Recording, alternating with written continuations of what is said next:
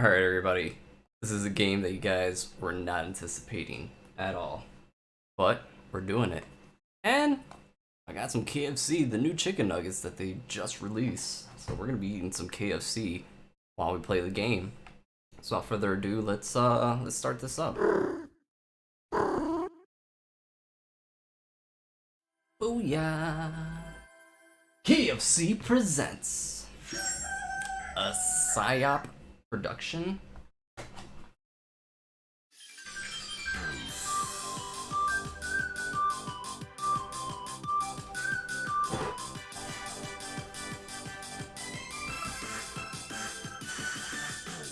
I'm gonna have to get any Popeyes for dinner tonight.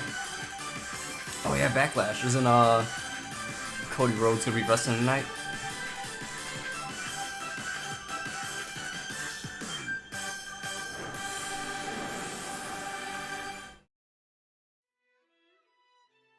Alright. So we'll just do a new game. Since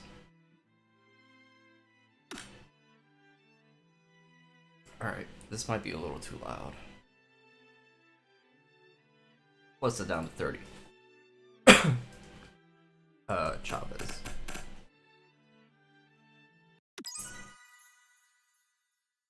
Cody Rhodes versus Lesnar. Yeah, they were in Puerto Rico last night. SmackDown.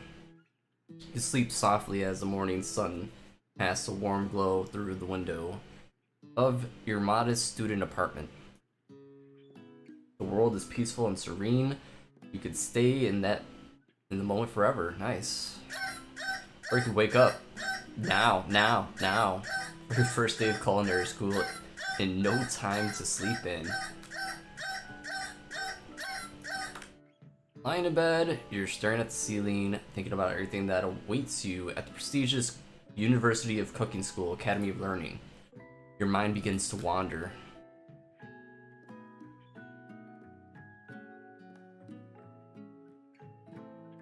Who'll be there? What will you cook? What should you wear? Time begins to fly by, and you find your imagination getting away from you. You need to take this seriously. I better make sure to arrive prepared for the first day. You bust through your morning checklist. Teeth brushed, hair combed, pits deodorized. Nothing can stop you now. You confidently grab a biscuit, strut out the door, and head off to class. Just what you need to get your blood flowing. Damn, I should have gotten biscuits too. Son of a bitch.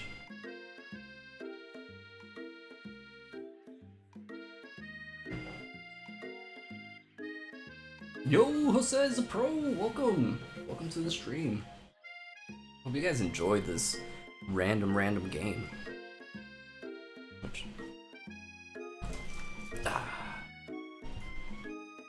There we go. Much better.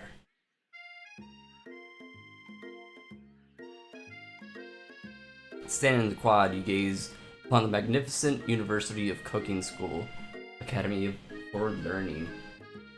Did you see the Fall Guys broadcast? Yeah, we might actually go back to Fall Guys and create a map and fuck around with it.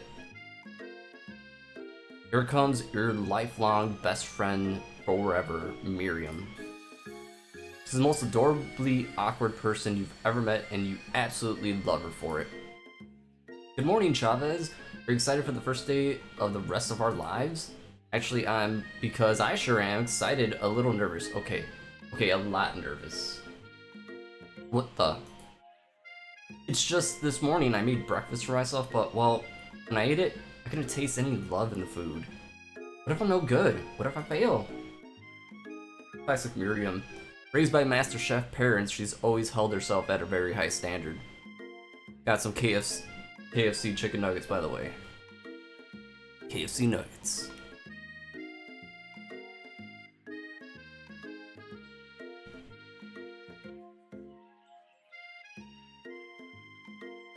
Ever since we were little babies playing together, and you rescued me from that quicksand, it's been clear to me that you're the most loving, caring person I know.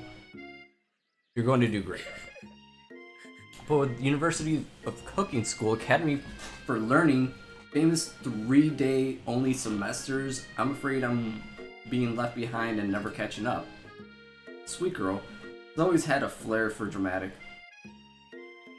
This summer, she got so nervous about her first kiss that she chipped a tooth practicing on a mannequin. Should you pep talk her or change the subject to give her some relief? I'm gonna pep talk her. Remember last month when you saw the fortune teller and had our tarot cards read? Lady with a mask who gave me nightmares? I've been trying to forget. I know she looked spooky, but she was so sweet, and she told you that you were destined for great things. Remember that card with the fancy looking tower? And that other card featuring the handsome fellow in the red suit? I've been waiting for so long to meet a handsome fellow I could call my own. But I'm sure you will soon. In no time, you'll be graduating and you'll be delighting the world with your heartfelt cooking at no time at all. As you talk Miriam up, you can feel her nerves beginning to ease. You know what? Maybe everything will be okay.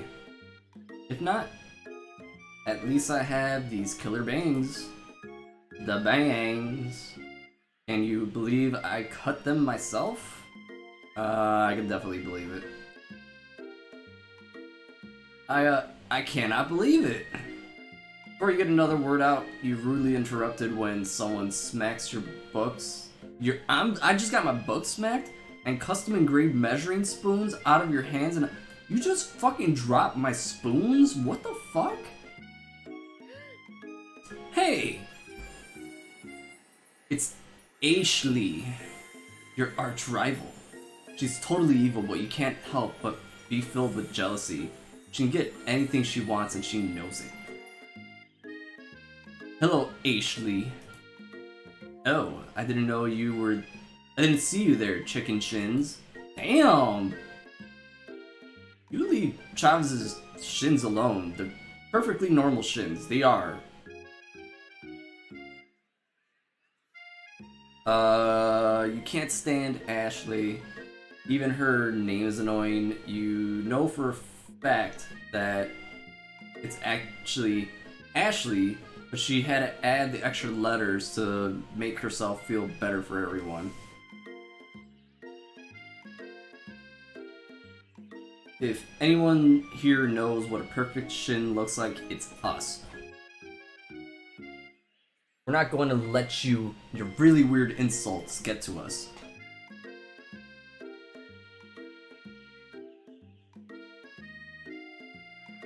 Across the quad, you see Ashley's best friend. Van the Man has stopped to look at his own reflection in the mirror. His pants are so tight you can see him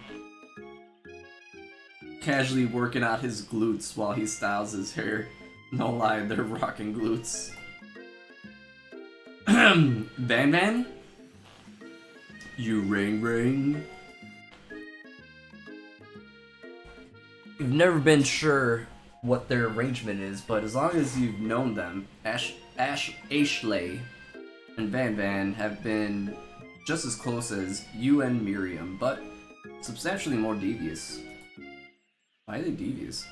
I cannot believe the University of Cooking School Academy for Learning would allow people like you to attend as students. I know, right? You'd think that they would just hand us our diplomas now. Or maybe hire us as a professor. You're amateurs. You amateurs could learn a lot from us. The first day of school about to start, there's just not time to properly tell these two off, so you resisted the urge. Let's go, Miriam. See you later, losers. As you approach the door, you see a goofy-looking kid pushing hard against the window directly next to it. Oopsie. I think it's broken. Reach forward and pull the door open. That should do the trick. I love you. I think you mean thank you? My name's Pop. I was named after my Pop. He's old. Could someone like this also be a student at the school? He must be one heck of a chef. Also, his name tag clearly says Bob. So I guess he's reading it upside down? Hi, Pop. I'm Chavez, so are you going to make me hold the door all day? Nope. And with that, the young man walks into the building ahead of you. Is it just me, or is he kinda cute? I think it's just you. You both shrug your shoulders before following him into the building. You stand at the edge of the room, unsure where to sit.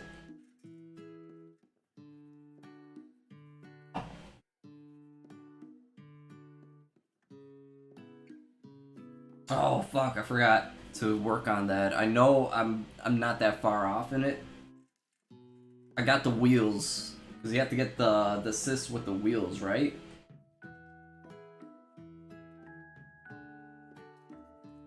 You stand at the edge of the room, unsure where to sit. Other students wander in and keep themselves busy, chit-chatting. A scruffy-looking pooch takes his place at the podium in front of the class. Adorable!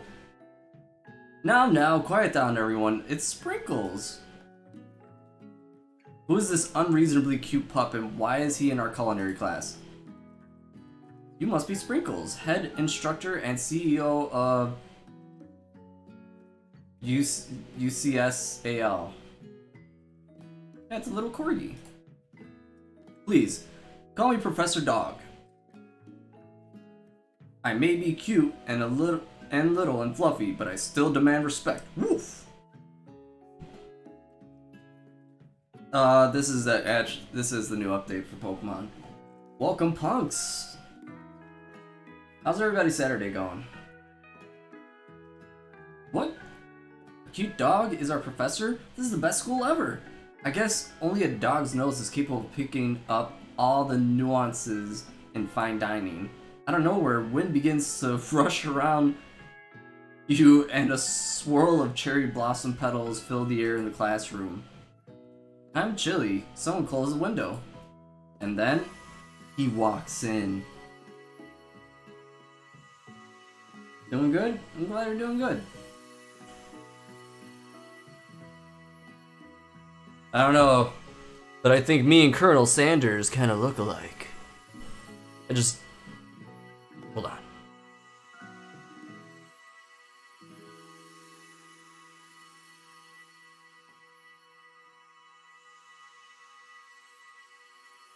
No, the brown hair.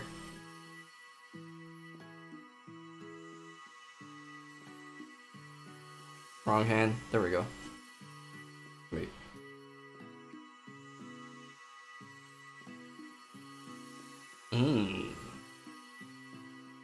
Yeah, we're twinsies. We're twinsies. We're twinsies. That's just it. Me and Colonel Sanders we're twinsies.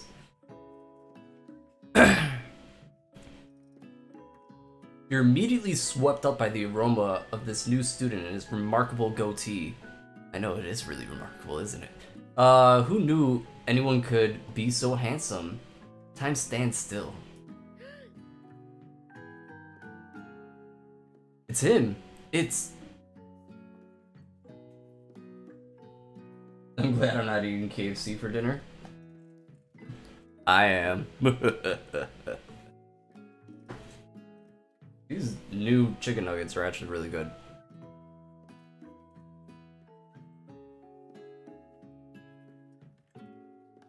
If it isn't my favorite student, Harland. Colonel Sanders interrupts Sparkles. Sorry, Professor Dog, before he can finish his sentence. Harland. Is that low-key legit Colonel Sanders' real name?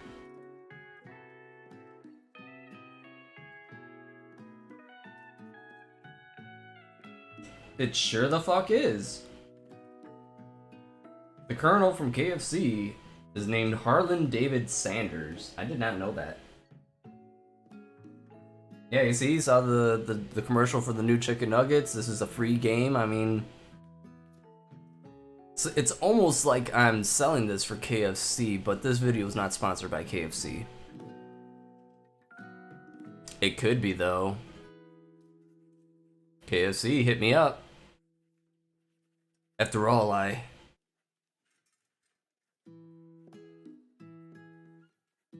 doing the pose with the Colonel. Alright, let's get this hair out of my forehead. Colonel Sanders. A hushed murmurs rose through the classroom as Sanders walks down the aisle of desks. Suddenly, the room is sweltering. Sweat begins to bead across your brow. You feel like everyone is looking at you and you're not entirely wrong. And this over here must be Sweaty Sweats a lot. Maybe we should open the window back before Faucet Pits melts into a puddle and evaporates entirely. Hold on for a second. Nobody talks to my friend like that. You both know my name. We were in the same kindergarten class, and what is with your really weird insults? Besides, when Chavez sweats, it's not gross, it's beautiful. Look at that shimmer. You take a moment to clean yourself up. It's a good thing you didn't forget that deodorant this morning. This classroom is hot, hot, hot. Professor Dog steps in to settle the classroom down and set some ground rules. Welcome to University of Cooking School, Academy for Learning, the greatest culinary academy in the world. Hot like jalapenos. More like serranos, man. Love them serranos.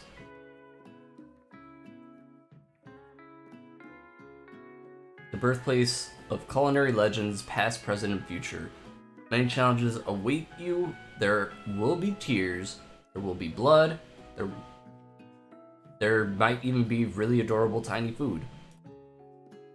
And when all said and done, there will be a battle. We'll lift your sporks and compete in the broom cooking arena.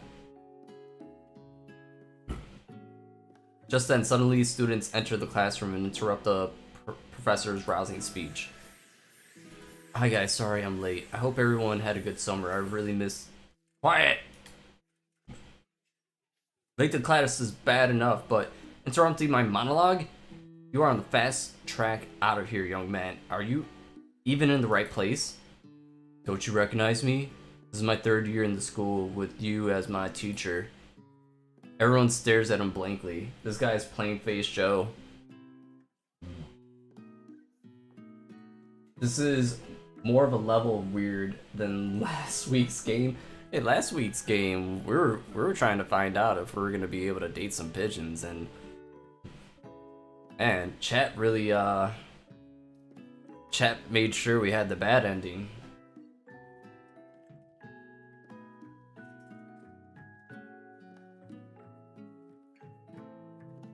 Does no one remember me? You're expelled if you utter one more word before I finish.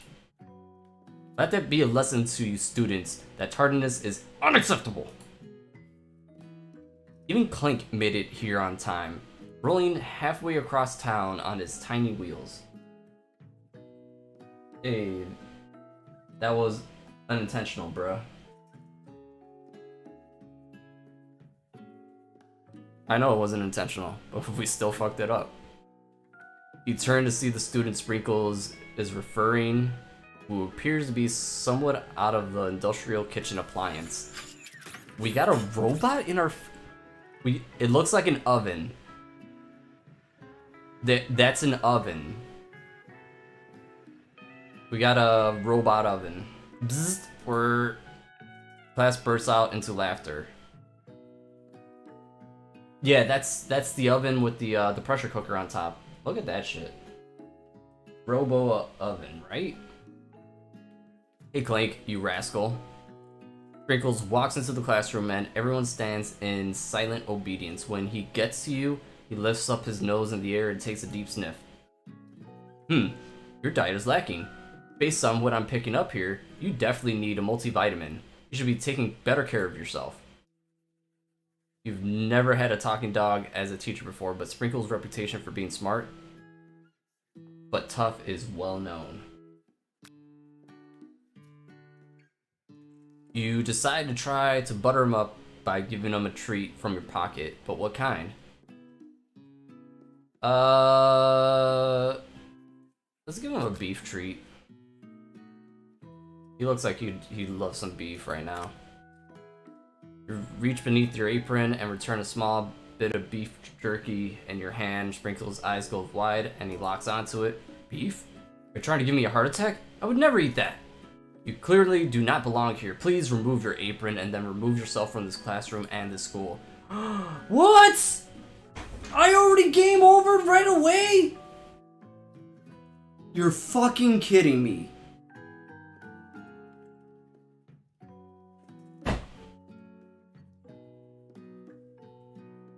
This is KFC. I should have given him a chicken treat. I'm a fucking idiot. I'm a fucking idiot. I should have given him a chicken treat. God damn it. This is fucking KFC for all. I'm a fucking idiot.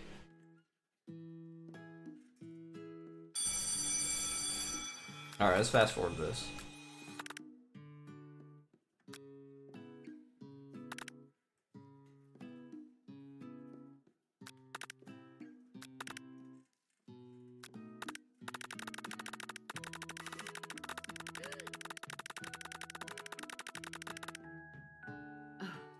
I'm not rereading all that. Hope you guys understand.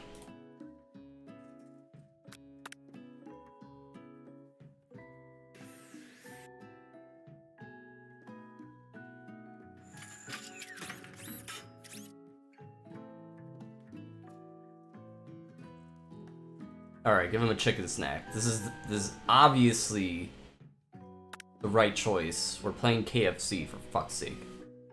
You reach beneath your apron and return with the chicken snack in your hand. Sprinkle's eyes go wide as he locks onto it. His favorite! Of course, I fucked up the first time. Whoa. I think there might be some competition for a new star student. The furry professor immediately devours the snack, leaving your hands slick with coating of warm doggy drool. You see the other students eyeing you with jealousy, but pay no mind to them. If they wanted to succeed in life, they should have learned the importance of carrying a range of dog treat flavors on them at all times. In real life, don't give chicken to dogs. No, you can give chicken to dogs. You just can't give them the bones. They can't eat the bones. Chicken bones will tear up their stomach, but they can just have chicken breasts.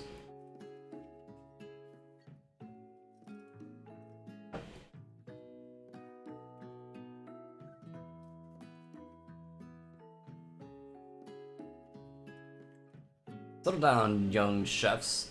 Take your seat and prepare to have your minds open to the amazing possibilities of culinary creation.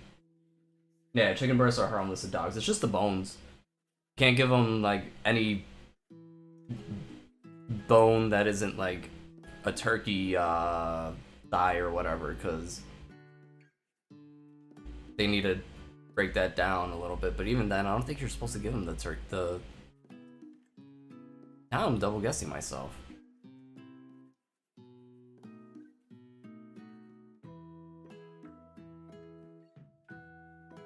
Yeah, the chicken bones. Some people don't know.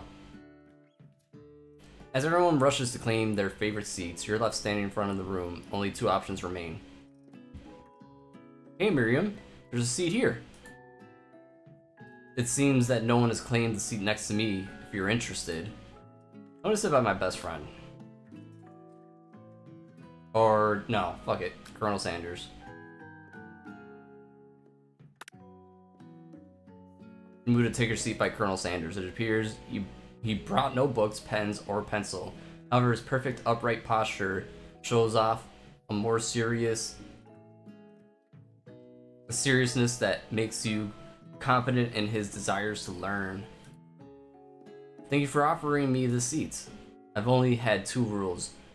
Do all you can and do it the best you can. It's the only way you ever get the feeling of accomplishing something.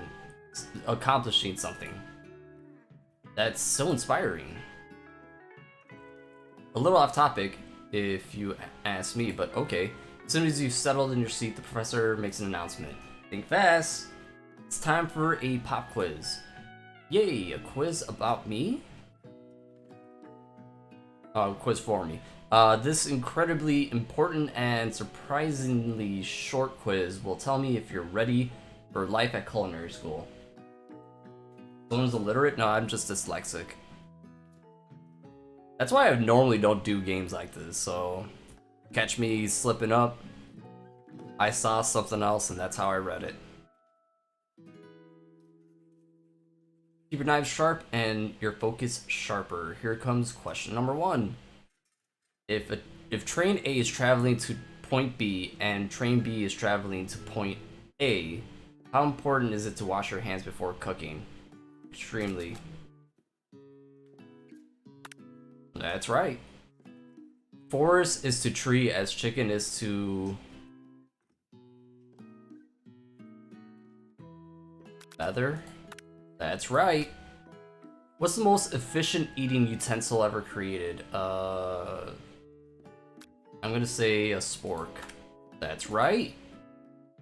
What food is best for a broken heart?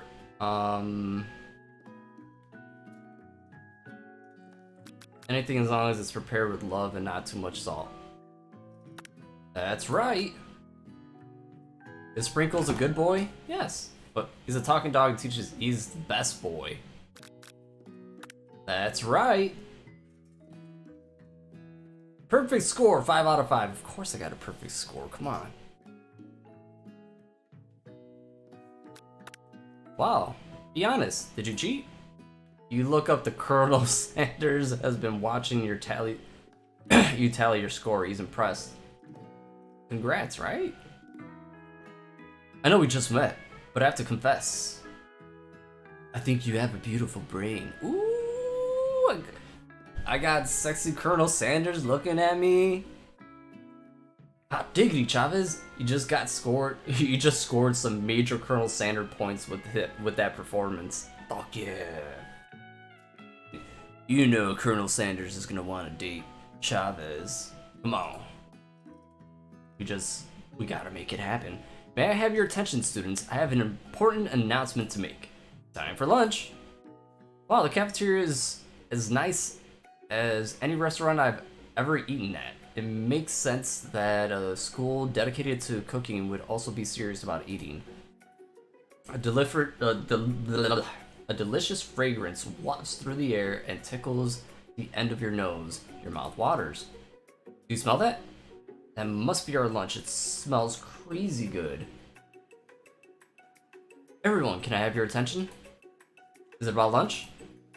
No, I just wanted to apologize for my tardiness. You see, Howdy, folks. I'd like to make an announcement. Hey, It's about lunch.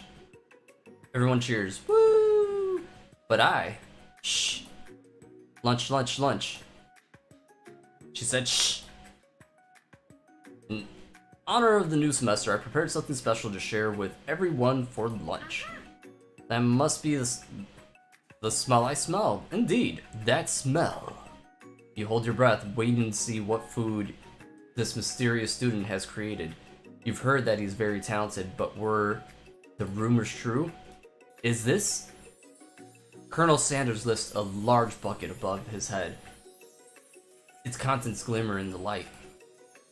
Piled high are pieces of chicken, breaded and fried to a crisp, golden finish. The aroma envelops you, and you begin to feel warm and safe. Colonel Sanders has filled a bucket with chicken? What a novel concept. Your stomach begins to grumble, as if to say, stop thinking and start eating. For years, I've been developing a secret recipe for the perfect fried chicken. By my calculations, nothing less than 11 herbs and spices are required to achieve the perfect balance of flavor. Oh, I got a text? Hold on.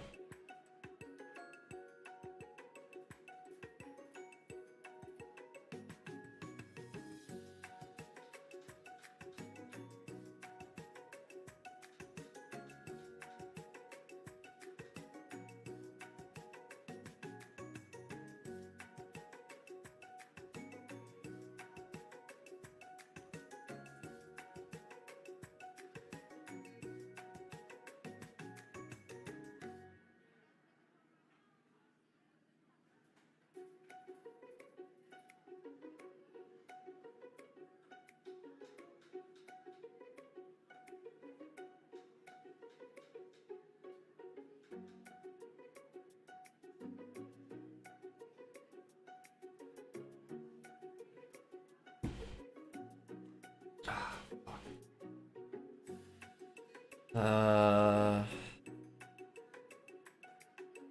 After I get off of this game, I'm gonna have to message my fucking job. I swear to God. This is why I don't sleep at night. Because there's nothing but problems at my fucking job. And we're only fucking 3 dudes. Stupid. Fucking 3 dudes for 36 stories of a fucking building. That makes so much sense. Look around and notice that every other student has a pen and paper and is scribbling down notes as fast as they can. But that's all I'll say about that. What? You think we want your stupid secret recipe, dude? Pshaw, not my dude, nah. I'm just drafting a last will and testament in case one of those ingredients is poison, got it? He looks around nervously to see if anyone else is laughing at his sick burn. You wait to see what Zinger Ashley has prepared to follow up, but she suddenly takes a different approach. Yeah? And I was just, like, writing in my diary. Dear diary, today I smelled something beautiful. I knew at that moment that only the hands of a true gentleman could fry chicken so tender. My battery dying on my... It sure the fuck is. Alright, I gotta grab a battery. Actually, I don't need to grab a battery. I got a mouse pad. My mouse will just be forever dying. You see her body language change from bitter to evil to sweet and innocent. As she slides closer to Colonel Sanders, she realizes that he is destined for greatness and fame with cooking skills like this. She wants him all to herself. Dude, that dude specifically on the right side, JoJo 110%. The company's name PSYOP that developed it, published by KFC, but developed by PSYOP. PSYOP. But he looks like a complete JoJo character.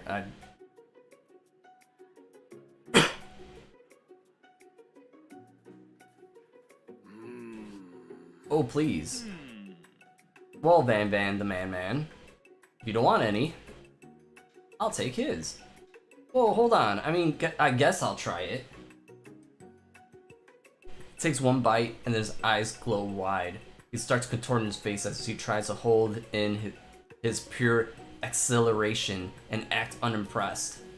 Easy now. There's enough for everyone. Please, my fellow classmates, dig in. Take one of the pieces of fried chicken out of this bucket, and you sink your teeth into it. It's amazing! Tasting Colonel Sanders' food transports you to another dimension. Oh my god. This is ridiculous. Along with your taste buds gripping the drumstick in your hand, you float weightlessly. Focus. Okay, so what do? Focus my mind and meditate at the moment. Try to find every flavor, savor the moment, and everything that it tells you about Colonel Sanders' culinary heart. Swim towards the light. Ooh. I'm gonna go with the middle option, but I'm gonna give me something to drink real quick.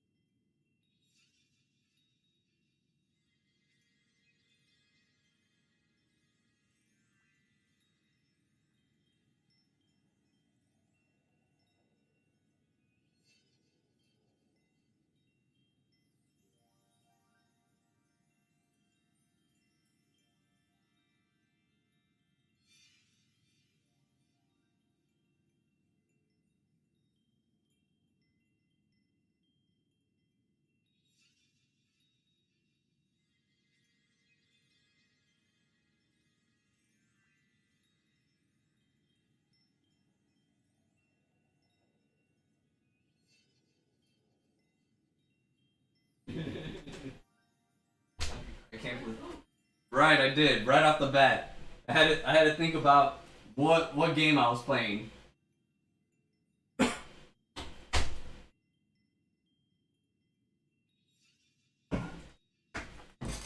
To be continued.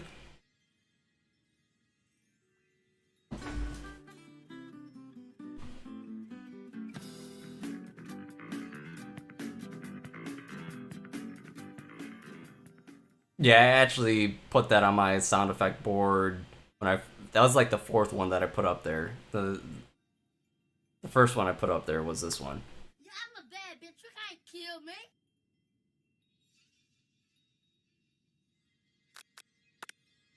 The flavors in your mouth are beautiful, pure, heavenly. What a guy. Alone with the flavors, you feel something that could only be described as love. For a man? For a flavor? Are they the same? After tasting his food, you try to get some one-on-one time with Colonel Sanders. When you're mopping the kitchen floor and you slip over a wet spot.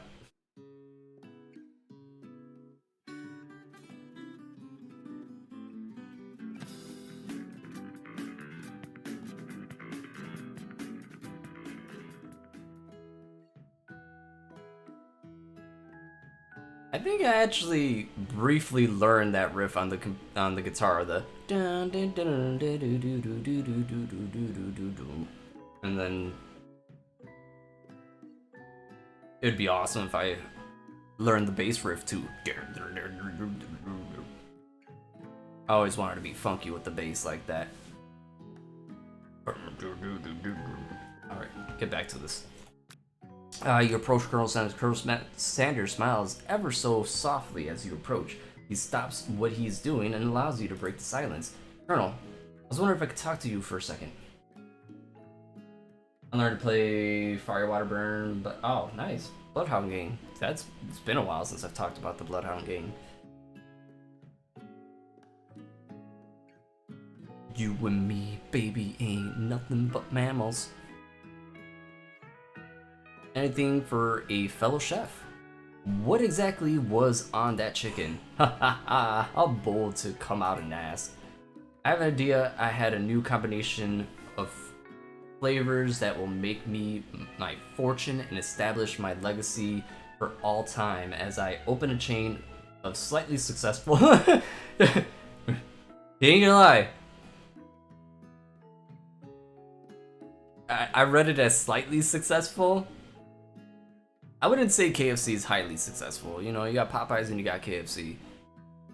They're both successful. Now, would I say highly? No. Slightly? Yeah, they're everywhere. Fuck, man. They're doing such a good job.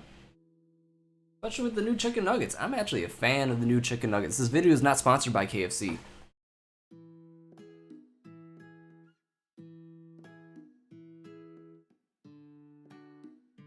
It's just you and me are here talking.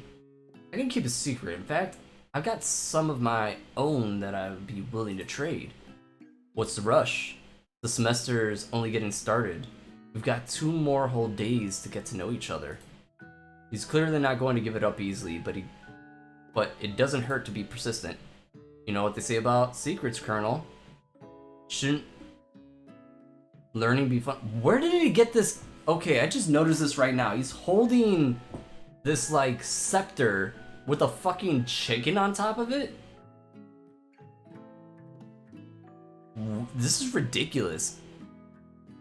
And why do I want a scepter with a chicken on top of it now? You've got moxie, I'll give you that. Colonel Sanders looks both ways to make sure you're truly alone, and then he leans in. You can feel his warm breath as he whispers.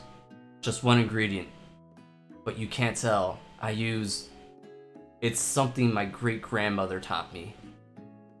I think this one is actually the white pepper. I don't know if you guys have ever looked into the recipe for KFC, but the difference between KFC's chicken and most other brands' chicken is that everybody uses black pepper, but he uses white pepper. Boom. Is like a stick wand, right? white pepper. Wow. You'd never have guessed that. In fact, you're not even sure where you'd get some if you searched. While you wrapped up in the high revelation, you notice that Colonel Sanders has disappeared. While everyone else is still in the cafeteria, you decide to look for him. You find Colonel Sanders outside, standing in the quad. Hot twist. The secret ingredient is... Oh, come on. Anthony. Oh... That's as dirty as it's gonna get, and I'll let you keep that one, but...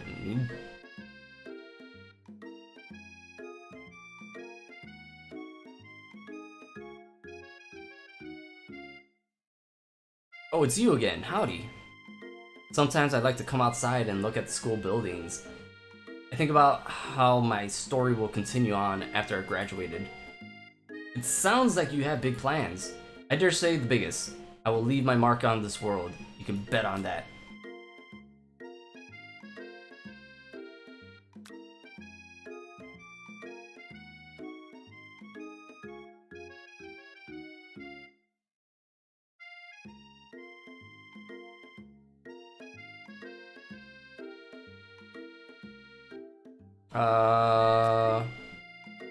I'm gonna try to be modest and thoughtful. Well, I just wanted to tell you that I really enjoyed your food.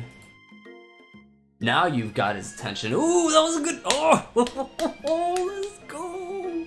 Let's go. I am. Alright, me doing this by myself, no offense. We made some really bad decisions in the last game. First things first, the last decision, we should have never went with the bookworm. We should have at least taken our best friend, and we were actually getting a good relationship with the jock. Hard to say that the teacher would have been a nice choice, so like we went with the ultimate bad choice, which is why we got the bad ending. We had no relationship with him. As a matter of fact, he was pissed off at us because we had the book that he wanted and we never really talked to him to make up for it.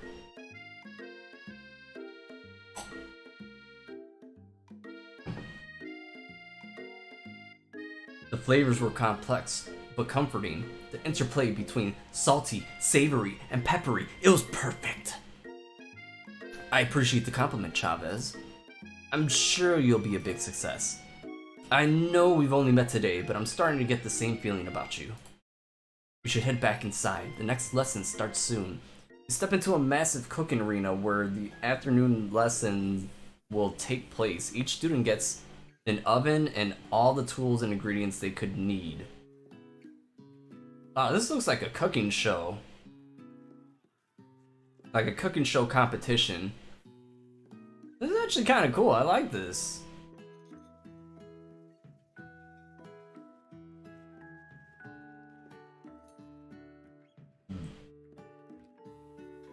Blake would have loved that moment. I don't know. I'm 50-50 with that.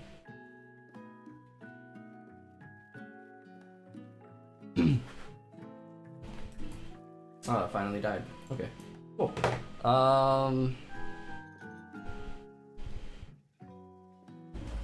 This is why you got a scroll pad. Look at this place. It's amazing. Finally, we get to show our stuff. Wait a second. Oh no. We have to show our stuff. What if I totally blow it? You're not gonna blow anything, especially maybe...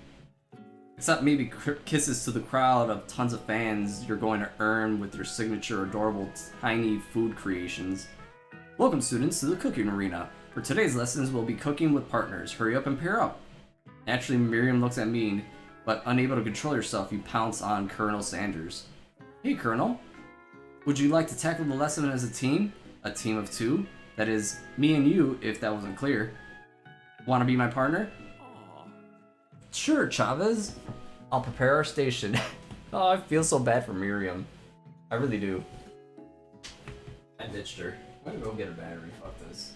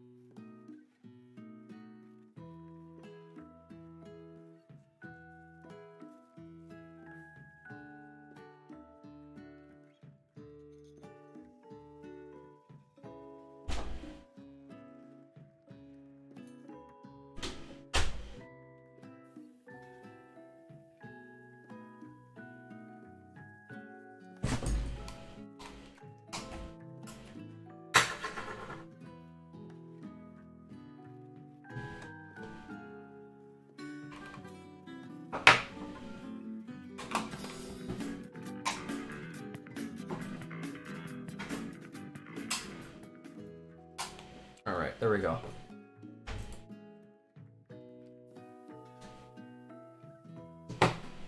Oh yeah. That's much better. You as a partner, Miriam, is left standing alone. Two different students quickly take notice. Hello, new partner. Beep boop. Bzzz.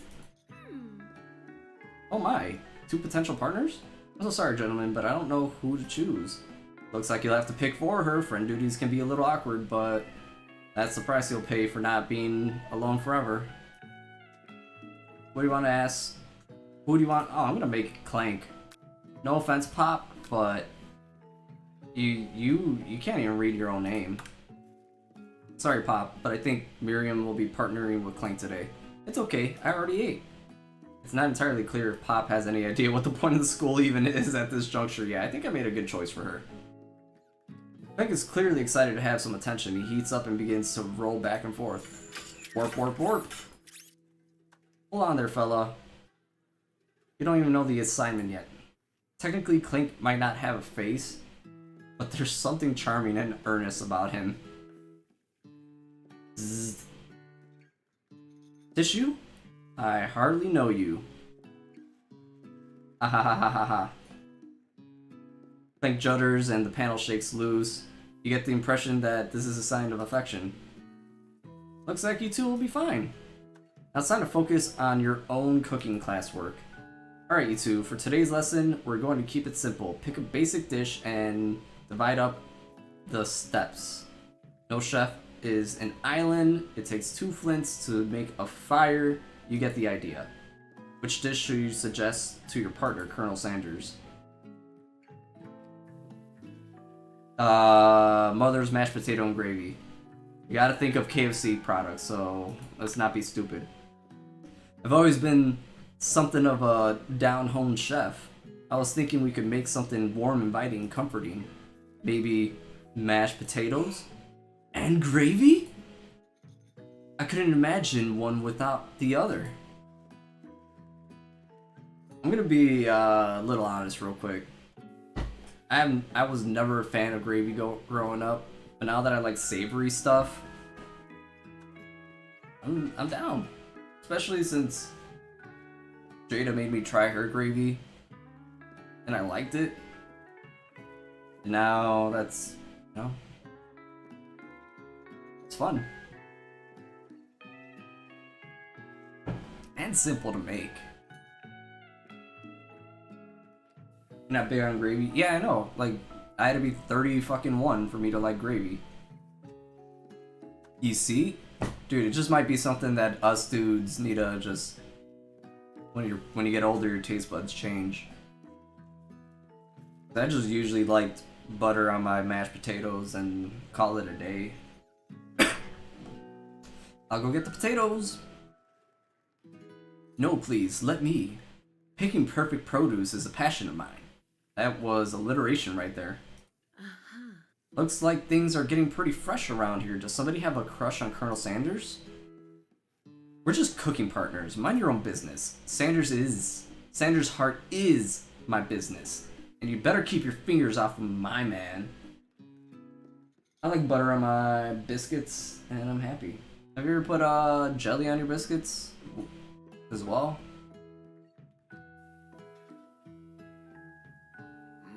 Did somebody call for me? Oh, jeez, Ban. While I'm over here crushing Chavez's dreams, you're supposed to be taking care of our classwork. That was the deal, remember? Colonel Sanders returns, armful of peeled potatoes, tosses them into a boiling water, and turns his attention to you and your old friends. Same, not jelly too. Really? No jelly. Oh, howdy there. Ashley, Van. Are we working on a quartet instead of a duet now? Actually, no. It looks like Chavez was struggling, so I offered to give them a hand. You know how it is. These young amateur chefs need a lot of mentoring. I was gonna say, Colonel Sanders, maybe I could teach you a thing or two about fancy foods. Maybe one day we might be able to get up. You might be able to get up to my level. Ha! Doubt it. Don't be rude, Van.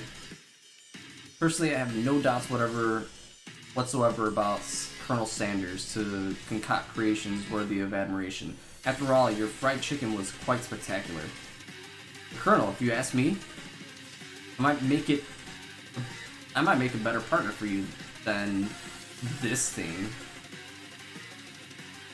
that has positioned itself at your station. Try making pizza with biscuits instead of pizza dough. I can't eat cheese, I'm lactose intolerant. Don't you feel deep down that we cast complementary shadows? We fit together.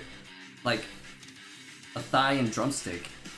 It just makes sense. Nothing about this makes any sense, but one thing's clear. She's coming for Colonel, and if I don't watch out.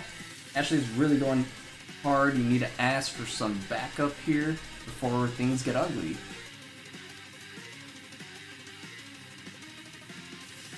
I'm gonna turn to Colonel Sanders. I'm gonna learn and express myself via my cuisine. No bicker with prima donnas. The main downside to this man's appetite, anything lactose, pretty much. Like, I had French vanilla ice cream last night because it's delicious. I did not have a great morning. I'm just gonna leave it there, but yeah. There's a reason why I don't buy ice cream.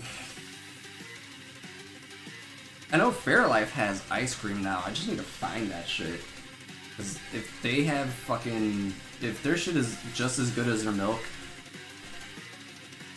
I'll pay the extra money. I hate that I have to pay the extra money though, but I'll pay it.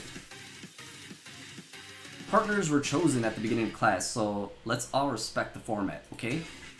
Turn to Colonel Sanders to confirm that you're on the same page. I chose Colonel Sanders, and Colonel Sanders chose me. Isn't that right? Businessman respects all fair agreements, from contracts to handshakes. I took on Chavez as my partner for this activity, and I stand by it. BAM! Based on your team's behavior, I'd say you're perfect for each other. Neither of you has Chavez's natural talent, or their loyalty. No! Looking Colonel Sanders smoking Ashley. Being defended by Colonel Sanders leaves you proud and full of potential. Let's go. We've been boiling these potatoes for a while. Shouldn't we be making... Well, gravy only takes like 5 minutes, but still. Should we be looking to see that they're soft enough to, you know, do something with? You look for sprinkles in hopes that he might step in, but he's nowhere to be found. Darn that cute corgi in their short and sturdy stature. Roast the she-devil. Right? Totally fucking came at her and she's just... Look at that face. Like, look at that face. She's just like, I thought I was gonna be cute and get what I wanted. And Colonel Sanders was just like, that wasn't cute. You look down at your station and realize that in the tension of the moment, your hands have been cooking on autopilot. Distracted by the drama, you've already crushed the boiled... Oh, we've already mashed the potatoes into a perfectly creamy mashed texture with plenty of butter and cream for flavor. It's as if your natural passion guided you through the steps you know so well while your attention was elsewhere. I know just what to do. Colonel Sanders extends his hand. He's holding a beautiful white porcelain gravy boat, out of which pours a smooth brown gravy smothered with your nearly finished potato dish. Gravy flows down the mound of the mashed potatoes. The result looks spectacular. Granny would have been proud. Now I want fucking mashed potatoes from KFC. Damn this. This is really good fucking advertising. This video is not sponsored by KFC. Colonel Sanders holds a spork out for you. You reach out and grab hold of it, but he doesn't immediately let go. The two of you stand holding the same spork, and for that small moment, all of the madness and pressure in that crazy world stops.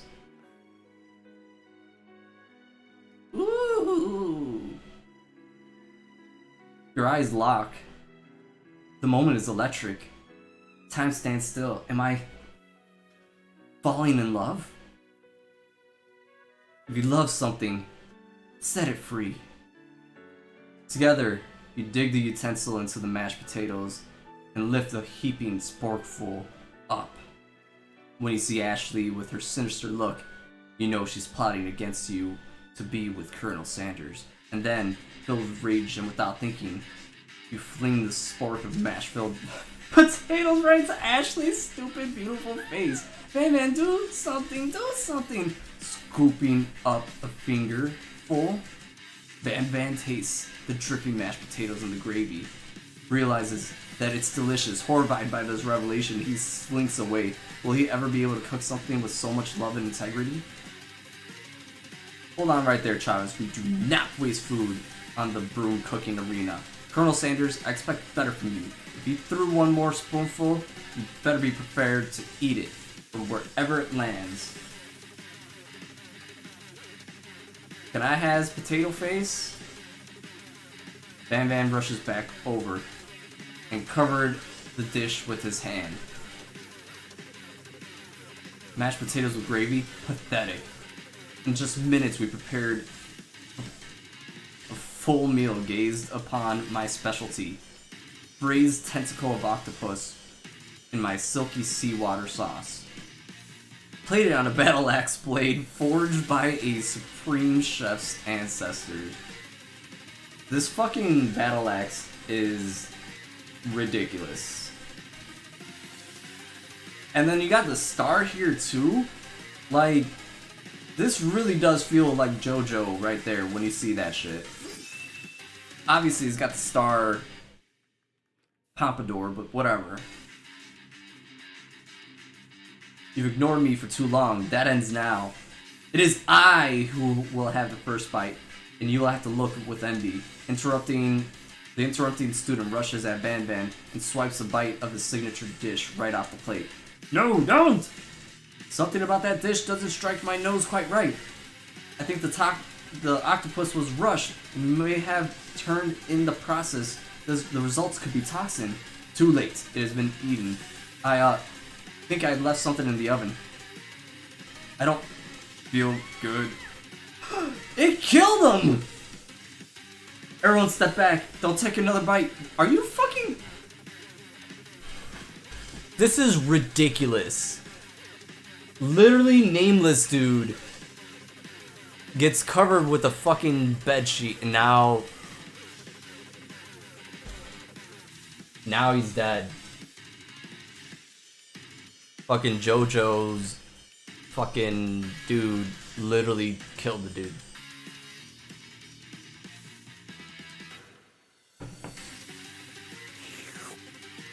You look back at the plate, the result of it is gone. You notice the tip of the tentacle being slurped by Pops. Pop, you're such a fucking idiot. Pop winces in pain for just a moment and then almost immediately back to his oblivious self. Oopsie. Tastes like poison. Does Pop have like the stomach of like the core of the earth? There's no way he ate the whole thing and just pretty much was like, oh, that felt weird. All better now. No! Is he gonna be spitting in people's face? Does he have the apple with him? Or does he not do that anymore? That's crazy that they brought Carlito back.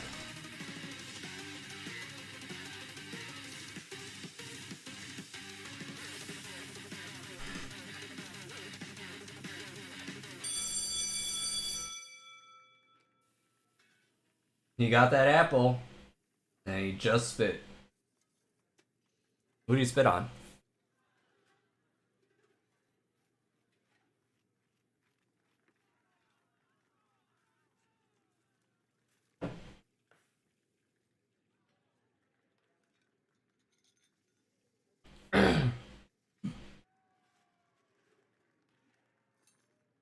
The class bell rings, disrupting the moment, snapping everyone back to reality. It would appear that Pop's enthusiasm for trying new things, despite obviously danger, has inoculated him against poisons. Okay, so basically Pops has probably poisoned himself so much that he can't be poisoned.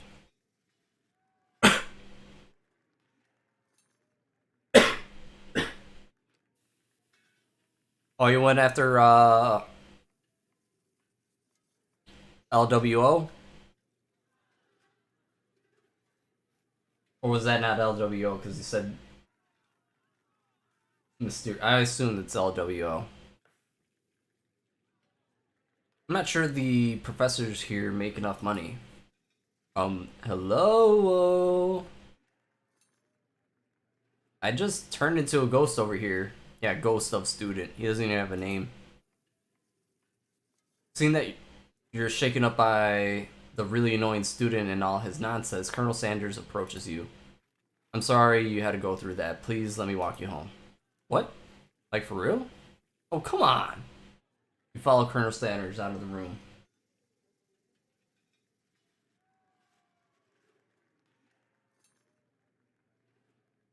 That was the Judgment Day Carlito was against? Oh, okay. At night, the school building has taken on another vibe entirely. It's dark and more than a little spooky. Colonel Sanders stands in the quad, neon glow, and speaks softly. Those mashed potatoes you made in class today. Before you go on, I want you to know they're not a great representation of my skills. I didn't even realize I was making them. They were amazing. Spit in your face if you're not cool. Yeah.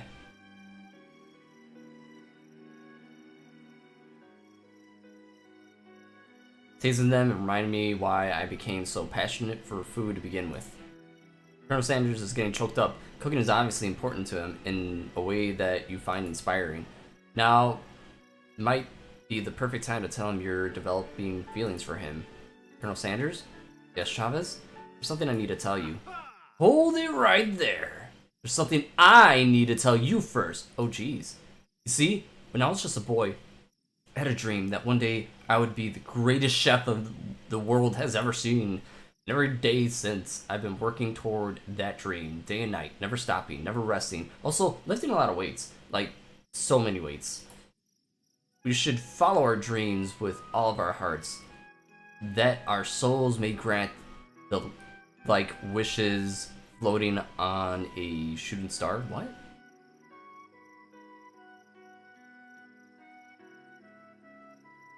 Oh. Whatever, I'm not gonna reread that.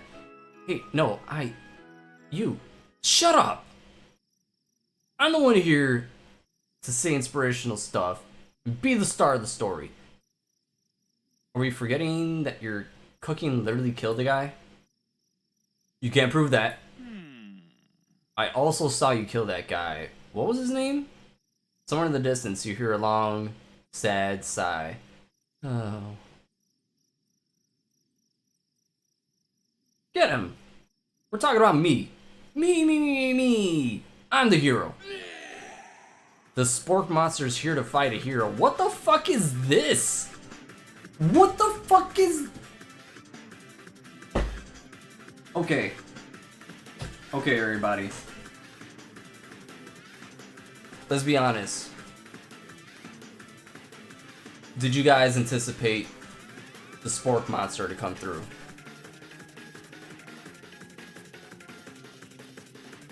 It's the spork monster. And he's here to fight a hero.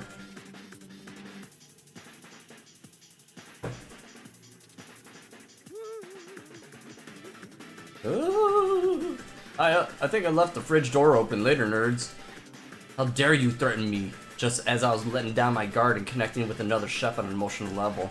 Be afraid, be very afraid of me, because I'm a monster. See? Isn't he rhyming on purpose, or is it just a coincidence? That's putrid. Looks like Mike Wazowski. I assume that's what you were trying to say, Josue. Kind of does a little. It is a yellow version of Mike Wazowski a little bit. But before you can discuss syntax any further, it's a turn-based fight sequence. What will you do? Attack. You decided to go on the attack. What attack will you use? Cook with Love. Cook with Love does 1 damage. It just got real. The attack really upset Spork Monster. Spork Monster goes on the attack. Hot Gravy at me was fit. You take 1 damage. Let me try to defend. You decide to defend. Which defense will you use? Trepidation. Continue to stay back and endure whatever comes your way. Seems like a pretty weird strategy, but okay, sure. You do you. Spork Monster focuses his mashed mind and draws in energy from Mother Earth itself. They grow larger and more intimidating. How will you respond? Defend. Which defense will you use? Buff up. You draw energy near your arms, thinking back on all the stirring you did in the kitchen as a child. Your muscles grew super swole and you're ready to take on anything. Spork Monster's no quitter, buffed up and ready to rumble. They go on the attack once again. Uses Utility Tensile. You take 2 damage from the attack. If you take much more damage, you're not going to survive the battle. We must attack. You decide to go on the attack. Just chow down. Chow down does 2 damage. Powerful blow. He's oozing with cheese sauce onto the lawn of the quad. Wonder who is going to clean that up. Feeling vulnerable, Spork Monster uses his ultimate attack, Rounded Edge. Villain! Your reign in terror stops now. Coronel Sanders summons the energy of 1,000 chickens. Pot Pie Power Pinch! Oh, okay. Bad Bunny won the San Juan street fight against Damian Priest. I had Bad Bunny fucking winning that. He's just more popular.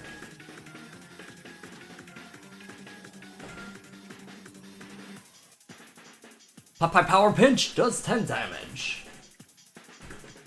Spork Monster is defeated.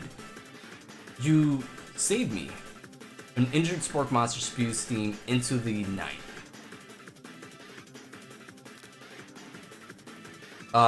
Forget Mercy, finish him. No student will ever walk this quad in fear again. This monster messed with the wrong chef. You ready your final attack. You'll never survive my student debt loan destruction.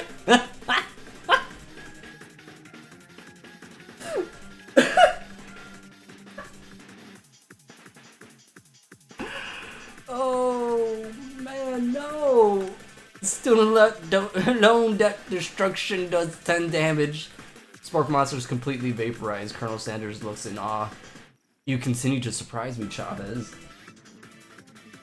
Right? This does have a very good Ace Attorney vibe to it too, doesn't it? You continue to surprise me, Chavez. The defeated monster left behind a special item. It appears at first to be a cookbook, but upon closer inspection, it's much more. It's a book of magic spells with a golden chicken on the cover. Oh, okay. You open the cover and find a library card tucked inside. The last name that signed it out is Orko. Orko. That name sounds strangely familiar. Your blood is pumping as you stand in the quiet night, holding the mysterious book in your hands. As you come down from the battle buzz, you realize that your final attack has left you completely depleted. The world around you begins to fade away. Without any energy to keep your eyes open, darkness overtakes you. The image of Colonel Sanders flashes before your eyes as you fall asleep. He must have helped me get home. In your tired state, you don't know if you could have made it without him. What a guy. You want to thank him, but you don't have the strength to utter a single word. You feel the covers begin to pull over you as you're tucked in tightly. Good night, my Colonel. In your dreams, you're together with Colonel Sanders. For some reason, Sprinkles is also there. Instructing your love dreams are weird. Zzz.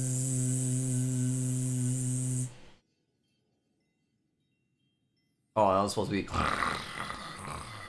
Okay. You awake on day 2 and attempt to process the wild visions you had. Were they memories or premonitions? And there was a secret ingredient that Colonel went ahead and told you outright. Not much of a secret, huh? Probably because he just trusts you so much. Sure, that makes sense. He'll go with that. You meet up with your bestie in front of the school. Before you tell her about the encounter with the spork monster, she launches into a story of her own. Oh, I know this might sound a little strange, but I think I might be, I think I might like Clank. Like him? Like? I know it might sound like I'm moving too fast, but there's something about him. I like him. Like him. What?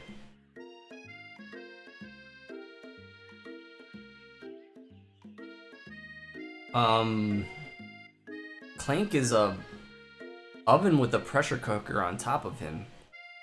A robo kitchen appliance.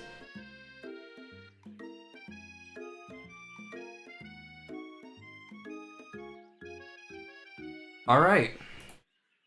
We gotta talk after class. And he's actually so we got talking after class and he's totally a sweet guy. Not only that, but he's really smart. He told me all kinds of stories about Colonel Sanders. Did you know that Colonel Sanders was the most popular kid in his high school? No, but that does make complete sense. Yeah, but he's so popular that he was voted prom king at school he didn't even go to, and was also the convertible that he himself rode in the front of the homecoming. What's the convertible? Was he in the convertible? Whatever. I think he may got something. I'm thinking maybe something got lost in pressure cooker language translation there. Is Miriam really wanting to hit it off with Clank? I mean, it's looking like it. I support her. Either way, maybe it'd be best if you took it slow with your new boy, like I am with Colonel Sanders. You and Colonel Sanders, the coolest guy in school, the most famous student ever attending University of Cooking School, Academy for Learning. You're a thing now? We definitely connected yesterday. Sure you did. You're great. Why wouldn't he be into you, I guess? Laughing at the implication that you and Colonel Sanders might be a thing is definitely not cool. You are great. You have an idea on how to prove that your love is real. Well, if he's not into me, then why did he tell me one of his secret ingredients? Your bestie's eyes lit up.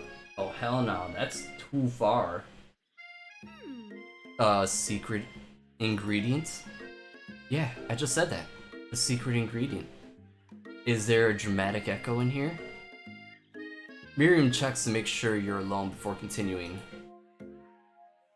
So this summer, while I was on vacation with my family, a lovely man approached me in the botanical garden where I was wondering, this can't be good. He told me about his passion for spices, secret spices. Man even gave me some to show me what he meant. He said it was a powder created from super duper rare dried flower petal. And that if I did him a big favor, I could have some. Ooh, what'd you... Hold on, Miriam. We all know what dudes want when they ask for a big favor. Alright?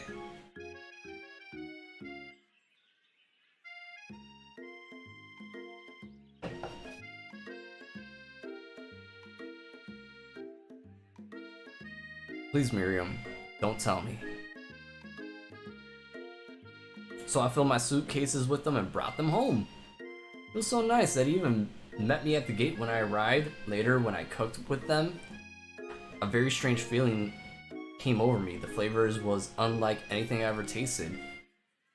I think you may be liberal with the meaning of spices here. Are we suggesting something? Whatever. Anyhow, we both share an interest in cooking, so we've stayed in touch, you know, like pen pals. I bet he would love to know more about new spices. Well, I'm definitely not supposed to share Colonel Sanders' secret recipe, and besides, I only know the one ingredient, so I doubt it'd be much use to anyone. Cough! Cough! Please, please, please! It mean the world to me. No one has to know it came from you or Colonel Sanders. Make up a fake ingredient. I'm gonna have to make up a fake ingredient. I promise the Colonel. You quickly think of a fake ingredient name. I don't know, how about it was Eye of Newt. Lizard Eye? I know it sounds like some kind of witch's potion, but what can you do? Eye of Newt? Wow! Her eyes light up imagining such a thing, and you figure that you've satisfied her curiosity and she'll move on. However, she immediately turns around and does some thumb typing on her phone that you can't see. That's probably not good. Before you can confirm that she was not texting secrets to other people, you're interrupted. Wind rushes in, cherry blossoms fill the air. It's Colonel Sanders. He's arriving at school on a horse. Why are you riding a horse? I'll stand back and admire his majestic glory. Colonel Sanders' horse is truly a thing of beauty. Without ever acknowledging that he's being watched, he does a short horse dance before dismounting with a flourish. He then slaps the beautiful creature gently in the rear, sending it running free into the... Okay, so the horse knows where to go after this? Is that what I'm getting at? You're struck by the sight of him, that you lose the ability to speak coherently. Oh, I didn't realize anyone was watching. Don't worry. He knows his way home. You attempted to compliment Colonel Sanders, but the words didn't come out exactly right. What a horseful beaut you have. What a horseful beaut you have. Dang it! That's what I just said! Being a good friend, Miriam attempts to cover for you. Oh, Chavez just got really nervous around people they like. What? This is not helping. They got food poisoning and we're up all night. It was gruesome, you should have seen it.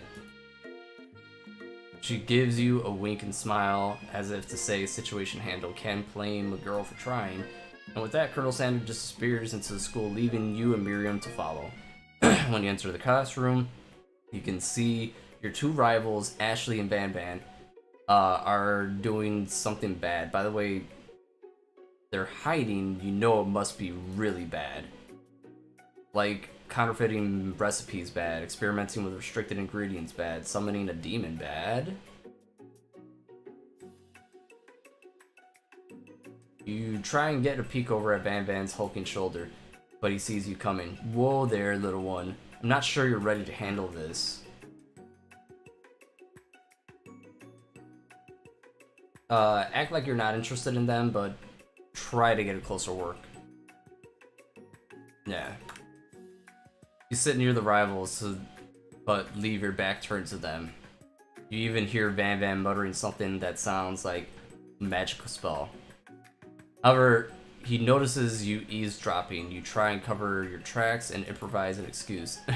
It's time for class, and you're distracting the rest of us who want to learn. Now you've upset them. Oh, and you're the Emperor of Cooking, are you? You make the rules? I'm not sure you know a good meal if it ate you. Being the best chef in the world takes more than just culinary skills. It takes creativity. It takes panache. And it doesn't hurt to use a little evil. You finally get to look back at what they were hiding. You instantly recognize it. It's a book just like the one you found after you encountered the spork monster. Same book that I found last night in the quad. Ashley immediately elbows Van Van, who hides the book behind his back. I don't know what you're talking about. The book is a famous heirloom and its contents are secret. You notice that they They haven't been studying the book.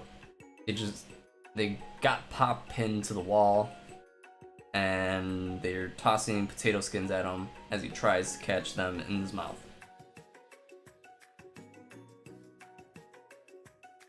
Okay. They got Pop pinned to the wall, and he's eating the potato skins that they're throwing at him. We're playing. Before you can dig in any further, you're interrupted by the arrival of more students. It's almost time for class. Beep beep. Nick must be running late. He's in such a hurry that he rolls right over Van Van's meaty foot. Hey, watch it, you bucket of bolts! You watch how you talk to him. He didn't do anything. Bzzzt, womp. Who do you think you're talking to? I've never heard such language, not even from a stand mixer. Womp womp. No, your mother was a stand mixer. Bzzzt. Van Van jumps to attack Clank. Clank shocks Van Van, sending him flying across the room. Protect me, Colonel Sanders. These crazed men are about to come to blows. I think it must be over for me. But I'm not interested in either of them. Ashley's tone was completely changed in an instant. She bats her eyelashes at Colonel Sanders. Surely you must know that this is a ruse, right? Gentlemen, get a hold of yourselves. Save it for the arena at least, or don't. Honestly, what do I care? I've got a lofty career aspirations to focus on. Maybe I can help you with your business plan. Just then, Sprinkles arrives to signal the true start of the class. He's panting, which doesn't mean that's abnormal. He's a professor, but he's also a dog. Students, please take your seats.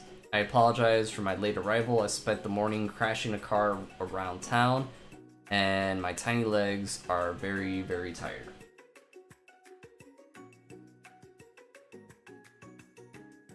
You spent the morning chasing a car all around town? If that isn't the most dog thing to do, I don't... Okay, but I'm here now and I hope we're ready to learn. Rub his furry dog belly, he loves it. After he catches his breath, Sprinkle regains control of the classroom. Without further ado, we'll review the global history of my favorite fowl, the chicken. Bruh, how is chasing dog a... Dogs like chasing shit, come on. Some dogs like chasing weird shit, like cars. You want to pay attention to the lesson, truly. You do. Which is why in 1776, the signing of the Declaration of Independence, it was a chicken who first signed their name. But you can't help but daydream about Colonel Sanders, and you miss most of the important parts. When you come to, Sprinkles is holding a tray of food in front of you. Well, Chavez, naturally this appears to you to be a sample platter. Which do you want to... Which item do... dog biscuit. Because of the shape it was baked in, I assume the dog biscuit is a treat made by Sprinkle. For example, of his own culinary talents, perhaps. You should reach out for it when Sprinkle jumps and bites onto your cooking apron. What a monster would steal a dog's favorite biscuit? Your apron is left in tatters. The entire class looks at you and horror as you... Oh, come on. I never even got to taste it. Getting between a dog and his bone probably isn't a great choice. Fuck it. Fuck this. I thought biscuit because biscuits are part of kid. Son of a bitch, that was a trap. That was a fucking trap.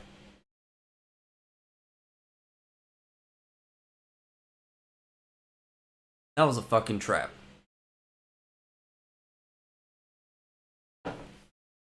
Ain't no fucking way.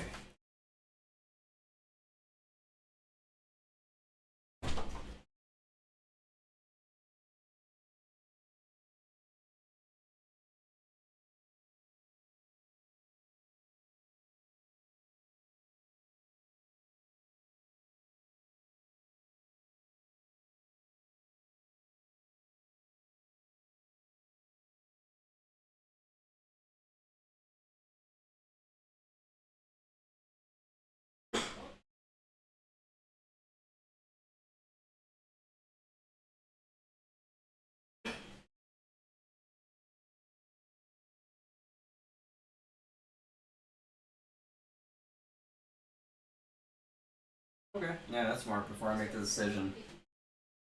Yeah, that way I don't have to skip all that stuff. Yeah, it's a lot of dialogue. Thank you. That's actually a smart thing. I'm really bad at saving.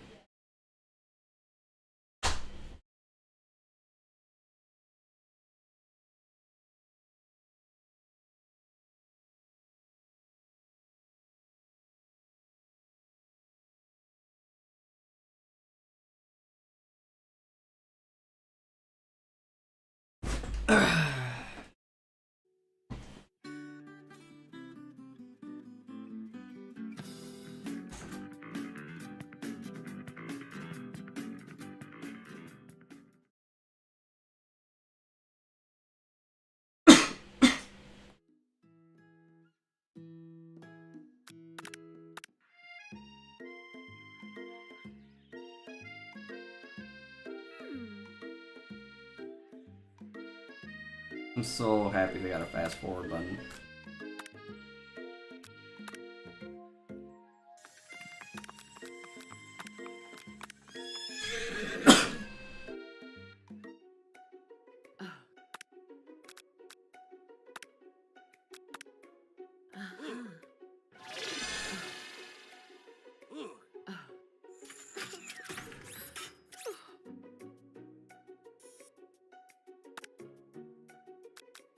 I'm gonna go with the shimmering pepper.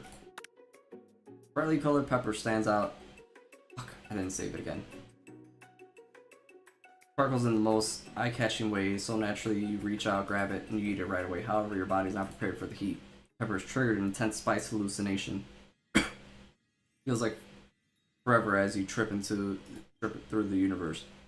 My friend. Oh. This guy again? I'm here to give you an important message. Oh. You must avenge my death and fulfill your destiny. All you must do is. I was saying, to fulfill destiny, all you must do is. Sorry. I think I've got some spice stuck in my throat. It's fine. I'll work through to fulfill the prophecy. You must. You feel yourself begin to regain consciousness. Oh man. Come to and find everyone is staring at you. Pepper was the last of its kind on Earth, and now it's gone forever. Think to yourself, geez, I should pay better attention. We all make mistakes. I'm sure you'll forgive you someday. Come on, it's time for lunch. Before anyone can relax, the cafeteria lights dim, and rivals enter to make a dramatic announcement. Today's lunch will be prepared via time competitive cook-off. Step up and tell them you're on. A bit of a lunchtime competition, eh? Count me in. If I'll wipe the tables with you fools before I set my lunch down, then so be it. I'm not the fool. You're the fool. Good one, Van. I like your gumption, Chavez. I'll be watching your performance. Just as things are reaching a boiling point, Sprinkle steps in. Surely he'll put a stop to this madness. Now, students. Please settle down. This is a lunchroom, not a sportsing.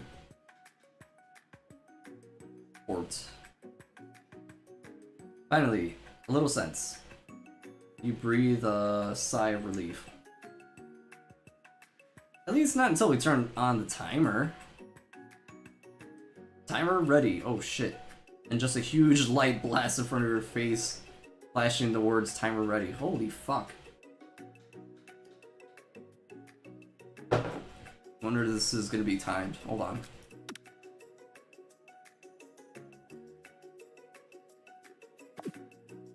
I can't save right now? That's what I'm talking about.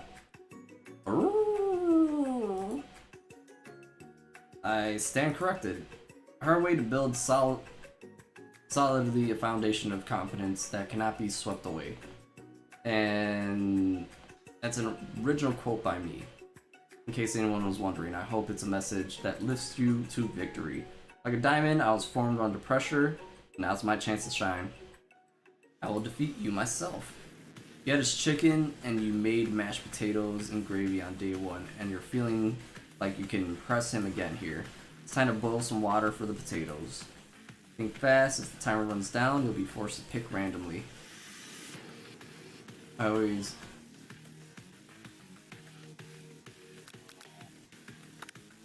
Oh no!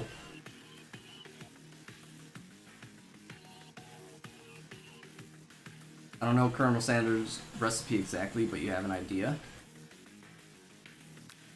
11. That's right.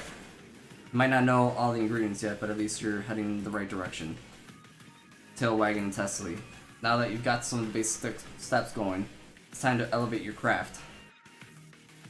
Gratitude. That's right. You must take this opportunity for granted. You must never take this opportunity for granted if you hope to succeed. Classmates are room for you, but Ashley is simply stronger and faster than you. Better pick up the pace if you want to survive. When you were a child, your father told you never to forget where you came from. Every day, you meditate on his advice and draw energy from that place.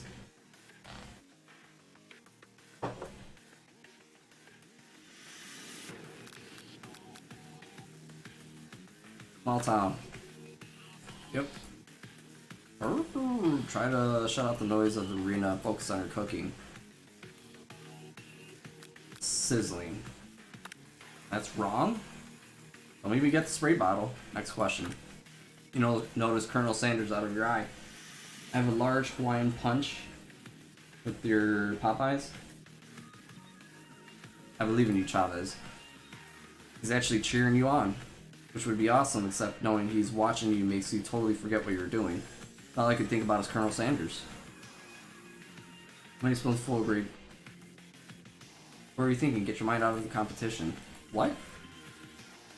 You're stranded to desert island. Which do you take? What a hunk. I know, right? I know. Shouldn't you be focused on a challenge? You're falling behind. What? Dude, this... I don't even get to read everything fast enough. I gotta make quick decisions. What does that have to do with... Oof. Really struggling to keep up. At the next station, Ashley's has already been plating elements of her dish. It's colorful and complex. To make up time, you toss your biscuit dough in the stand mixer. As you do, the crowd grasps. Yikes. Zzz. I know you love nothing more than seeing your fellow appliances utilized in the kitchen, but sometimes that means sacrificing the personal touch. Might not have any hands, but Chavez does. And a good chef needs to be touching the dough to know when it's properly mixed. There's an easy and hard way. You don't get far by going the easy way. When you hear somebody talking, you realize how serious the error was. You immediately shove your hand in the mixer to rescue the dough before it's overmixed. Chavez, no! But you're not fast enough, and your hand gets stuck and immediately crushed by the quick spinning beaters. There's no way you'll be able to use that hand for the rest of the match. Colonel Sanders shakes his head in shame. What you often find in the easy way you can turn out much more difficult. Everyone stop what they're doing right now. The battle's over. It can't be. I was close to finishing my dish. Sweetheart, look at your hand. You can't simply go on. Aww, that looks too bad. And here I am with a complex dish ready to serve. Surely that makes me the winner by default. No. It wouldn't be fair to compare the two on account of Chavez's injury. You see Sprinkles begin to lick his doggy chops as he locks onto the dish. I suppose you should at least tell us what you prepared. Well, because I'm the sweetest, I skipped straight to desserts. Under this chocolate dome, you'll find a wider array of delights, taking you on a journey of flavor that tastes good and tells a story of excellence. And I was going to ask Chavez to do the honor, but since you're injured, I'm afraid pouring the creamer of delicate hot chocolate sauce might be too difficult. Colonel Sanders, do you mind lending your strong, steady hand? Colonel Sanders pours the hot chocolate sauce on the top of the dough, causing it to melt away, revealing the ingredients hidden within. Inside, you find a delicate fried cheese croquet, on top of sliced honeycomb, ice cream 2 ways, tender nougat, and pearls of blueberry gelée. Colonel Sanders seems intrigued, but perhaps not impressed as he dips his finger in the chocolate sauce. Simplicity isn't your strong suit, is it, Ashley? Oh, you. Let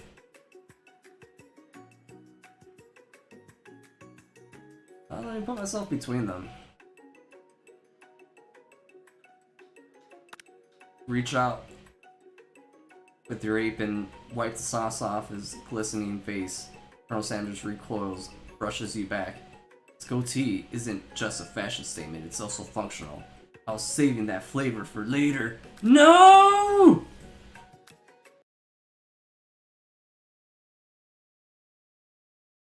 How to fuck that up in fucking 10 minutes?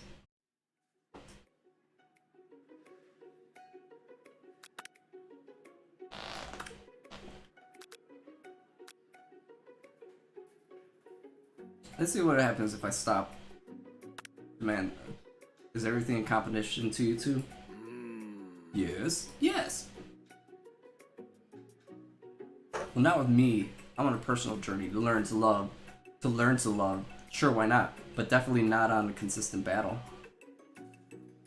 Yeah, stop getting your genes crossed. Don't you have some portable monsters to capture or something? Ah, pocket monsters. Talk about Pokemans. I need to eat if I'm going to have the energy to sustain my education and pursue my dreams of being a master chef. How are any of us to get anywhere if you're constantly fending off challenges from everyone? Every know-it-all with an apron. Besides, I already brought my own lunch.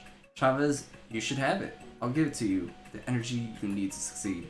Miriam reaches out and presents you a gift. A special grilled cheese and tomato sauce with chocolate milk to wash it down and a tartlet for dessert. Why is everything so small? Like, I don't mind that I got this, but like literally there's no sip in that chocolate milk. That's just an ounce of chocolate milk with an ounce of tomato soup. And literally the crumbs left over from a grilled cheese sandwich. That tartlet for dessert might as well be a fucking tartlet for dessert for Pop. Because he's the only one big enough to where that would actually even be worth it. It only takes you about 5 seconds to eat Miriam's tiny food, but it's just what you needed for motivation. You know what? I learned enough for today. Let's battle. Just as things reach boiling point, Sprinkle steps in. Surely he'll put a stop to this madness. Now, students, please settle this down. This is a lunchroom, not a sports scene court. Find a little sense. You breathe a sigh of relief.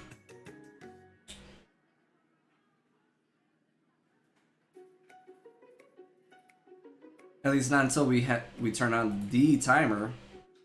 Just then a huge light blasts you in the face, flashing the words "timer ready."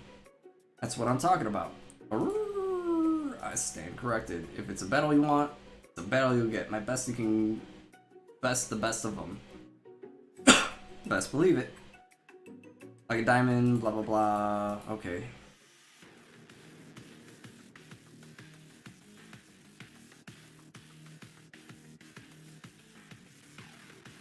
Uh, 100 degrees Celsius. Winter gets to rub my furry belly. Let that enticing offer motivate you. Now seasoning the chicken. 11. That's right. You might not know all the ingredients, but at least you're heading in the right direction. Now that you've got some basic steps going, it's time to elevate your craft. Trust. That's wrong? Next question. You're a child.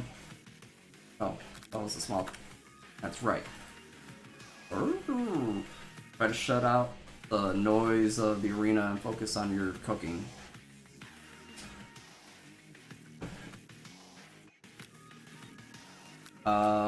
Silence. That's right. When they taste your cooking, they will be taken in with what will be an unspeakable. Okay. You know, it's Coronel Sanders out of the corner of your eye. I believe in you, Chavez. He's actually cheering you on, which would be awesome, except knowing he's watching you makes you totally forget what you're doing. Now that you think about it. Now all you can think about is Colonel Sanders.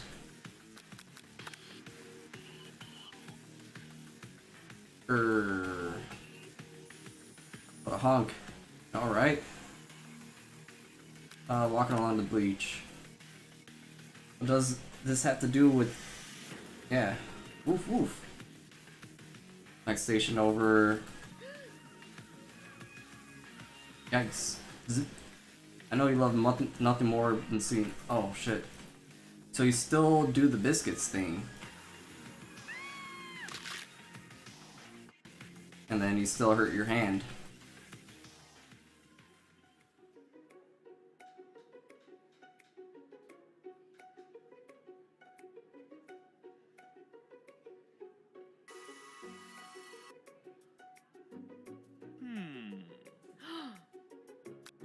Internalize the rage you feel. The rage burns so intensely. Flames causes your eyebrows to catch fire and turn ash, and they fall off your face, which means people will have a hard time understanding your emotions for the rest of the semester, perhaps forever. Embarrassed and ashamed of poor performance, not to mention your crispy, fried brow, you run to the quad all alone. The beautiful weather feels like an insult. Inside of you, a storm rages. It's Colonel Sanders. He's probably here to tell you that he and Ashley are in love and have decided to get married. And he won't ask you to cater his wedding because you're a terrible chef and an awesome person. You try to hide it from him and he approaches you directly. I know you're hurting right now.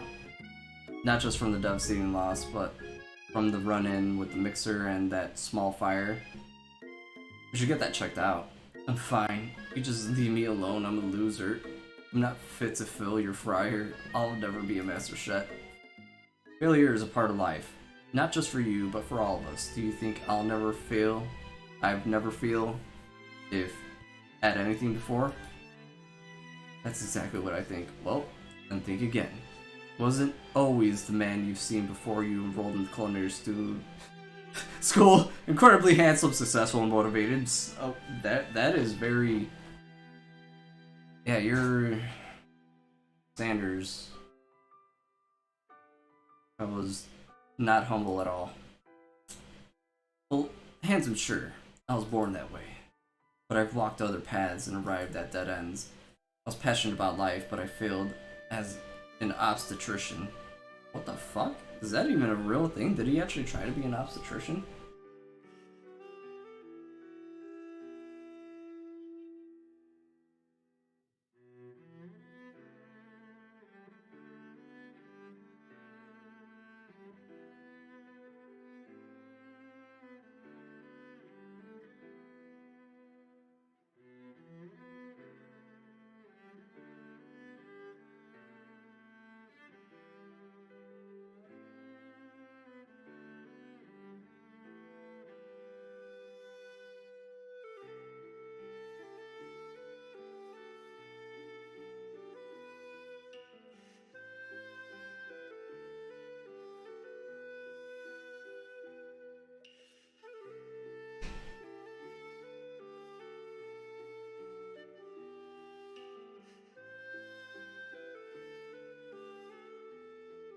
Okay, I'm trying to see if that's actually true, but I can't really see it real quickly. I'm just gonna assume that it is. I was passionate about justice, and I failed as a lawyer. Passionate about livestock, and I failed as a hand mueller. It was humiliating. Mules can be so cruel.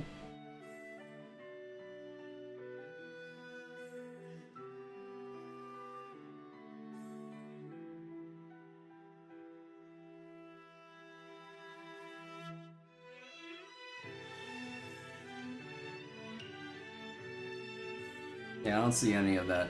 Whatever. I didn't know people see my delicate ribbon tie and my well-kept beard and assume I've got it all together, which is true now, but it hasn't always been. Sounds like this guy could really use a hug. I resolved then that I was going to amount to something. No amount of hours, labor, or money would deter me from giving the best I had to give. Colonel Sanders changes focus. You can see something ignite inside of him, a burning passion. One has to remember that every failure can be a stepping stone, something better. A new dream is pure, it is honest, it is something that is a humble man in crisp white suit can be proud of.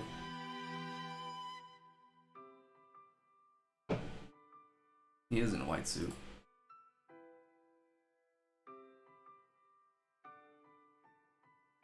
I will create a new chain of chicken restaurants that will bring joy to the entire world and make for my past misdeeds. Yay! Just as the moment grows intimate, you're interrupted by a threatening, shadowy presence. It's the Spork Monster. The Spork Monster's here to fight a hero. Is anyone feeling up for a deja vu? I'm sorry, Gorko, but I could have sworn we've already battled you last night. That was Borko, my twin. And I, Gorko, am here to avenge them. Are you stronger than Borko? Well, we're twins, so no, not really. We're pretty much exactly equal in every way. Why do you ask? Colonel Sanders smirks. He's already on the same page as you. It's just that we beat Borko pretty easily, so I think you have much... I don't think you have much of a chance. Not to mention, I feel really guilty about that. If I could take it back, I would. I think what Chavez is saying is... Can't we just be friends? Life's too short for making enemies. I suppose we really don't need to fight. It's just that I've got these pointy teeth and these claws.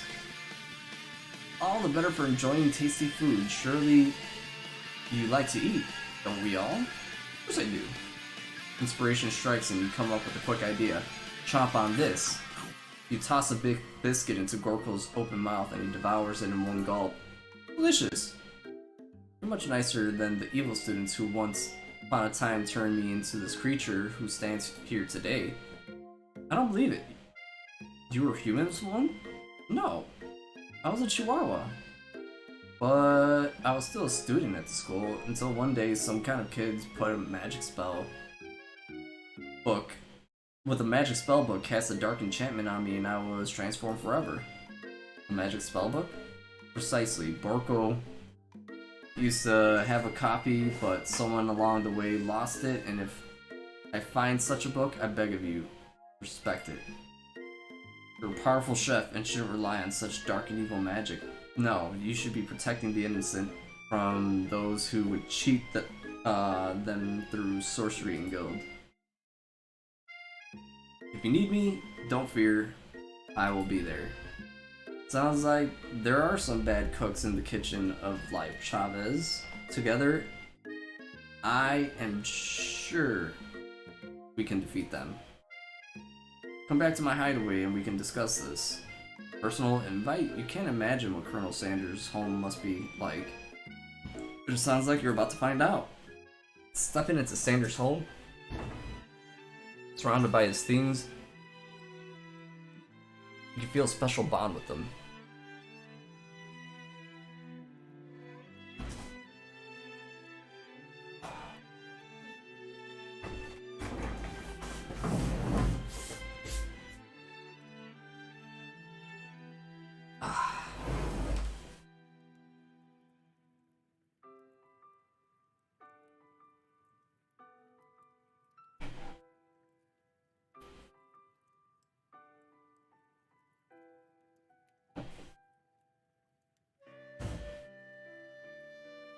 Looks like you live such an exciting life, Colonel Sanders.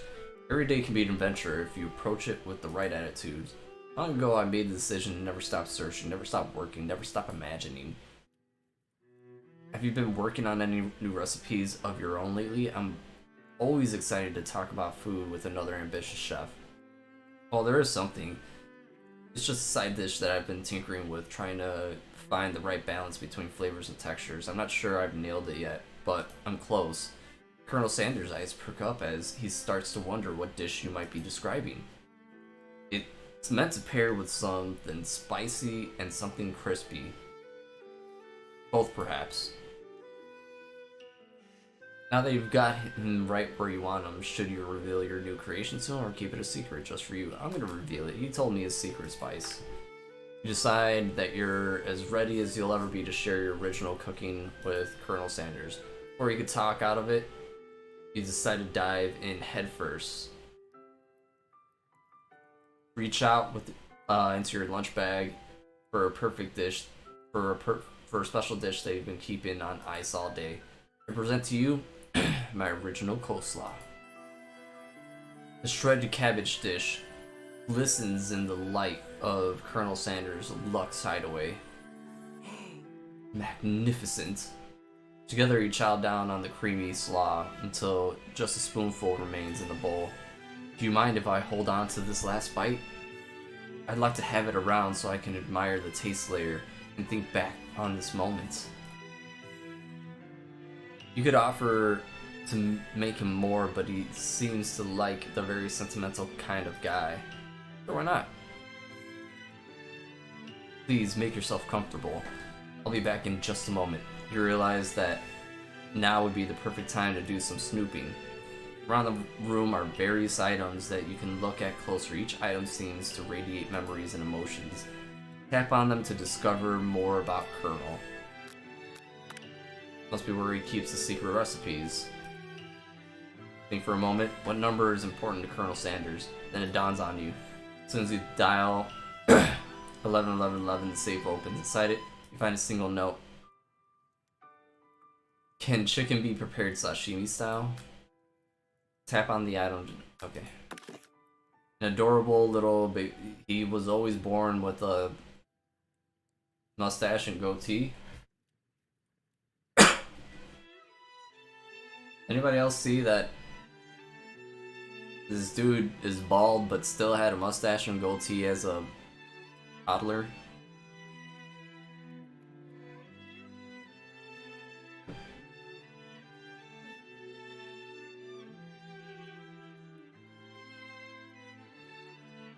That must be the drum set that he seems to be waving like a rattle. Who frames a baby picture of just themselves? Probably the same type of person who would make their own face the logo of a company they founded? Yeah. I guess they did do that. Am I right? Tap on the thing. Okay. He's in Egypt. Maybe that's where he discovered his spices and herbs? Oh. One of the frame photos shows an old man.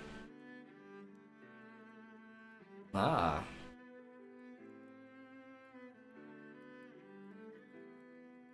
Wonder who my friend Pete is. Gaze out at the lake, and just then the ghost of students pops up. Are you thinking about heading out to the world on a quest to avenge my death? Wait, what? I never learned your name. Why would I avenge you? I can just tell you my name right now. It's... Can't you see I'm in the middle of something? You open the window a crack and the ghost of the student swept out with a breeze. Tap on the item and discover... Okay. You notice a very realistic structured, stuffed chicken sitting on the corner table. When you pick it up, you realize it isn't just realistic, it is real. Taxidermy? Must have been important to Colonel Sanders when he was alive. The true state bird of the great state of Kentucky.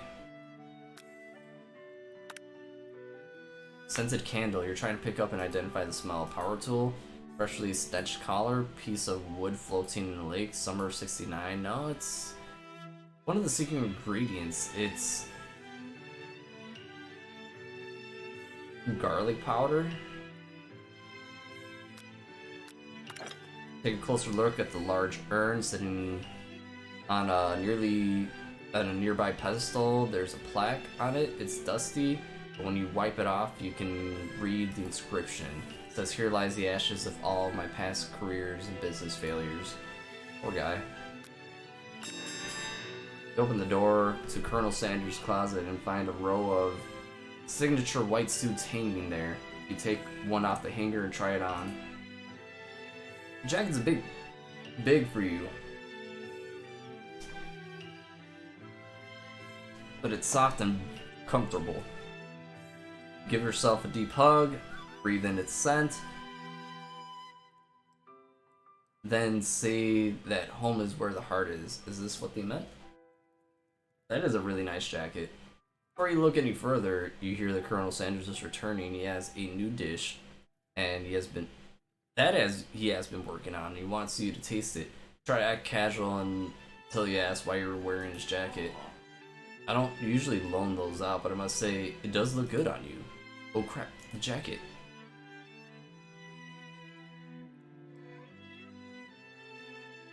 You fess up and tell the truth.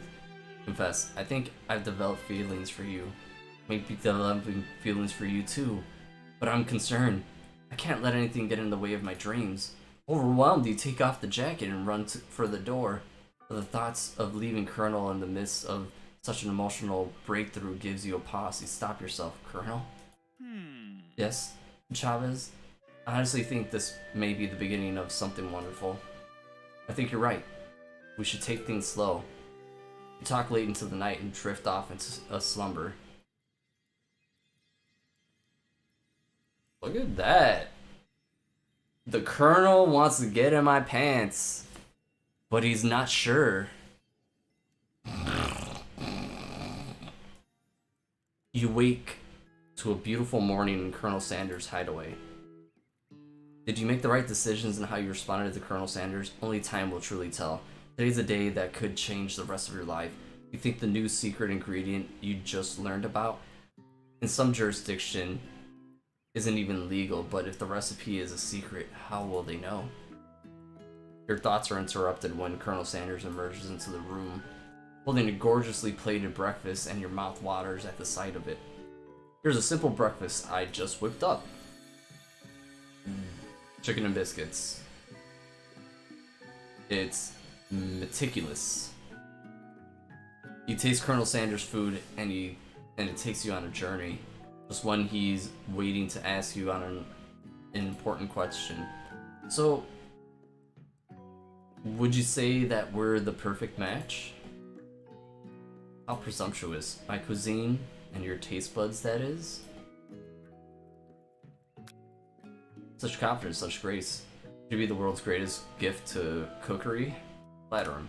You know, I think we might make a great team.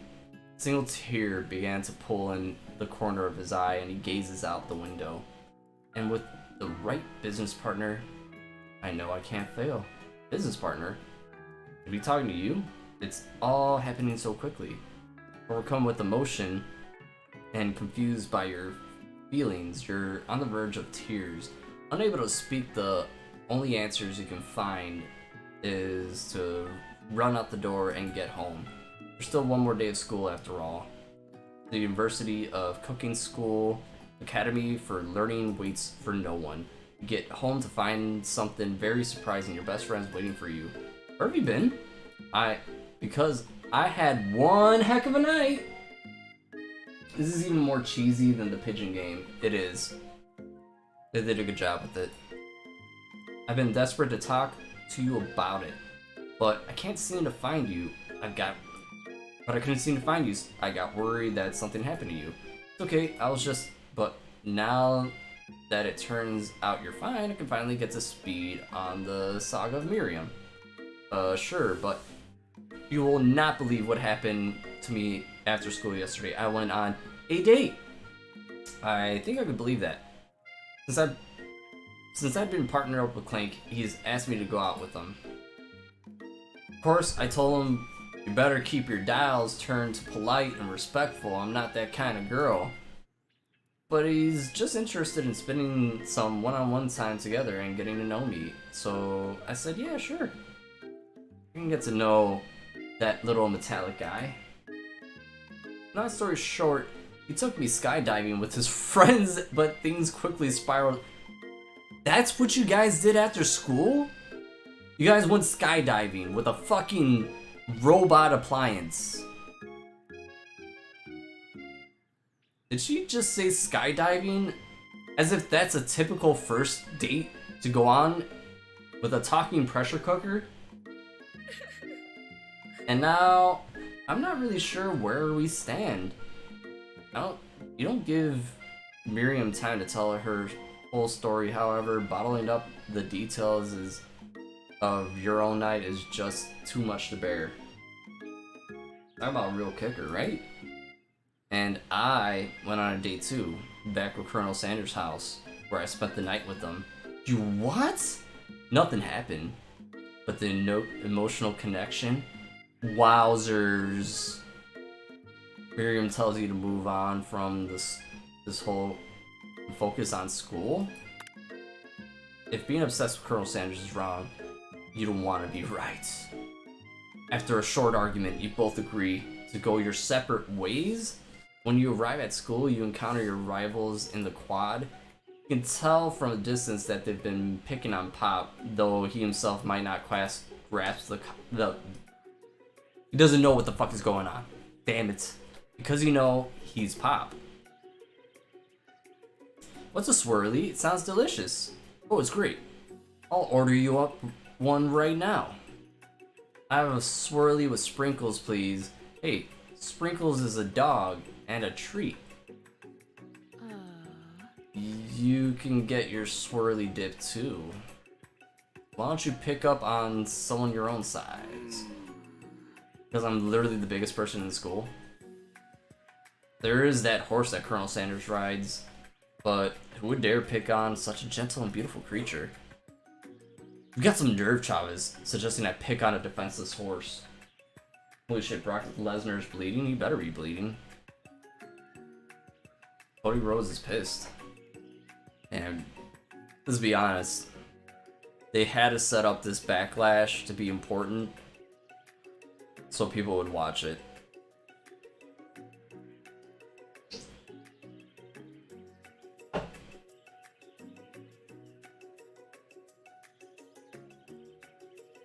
Now you're twisting my words, and I won't have it.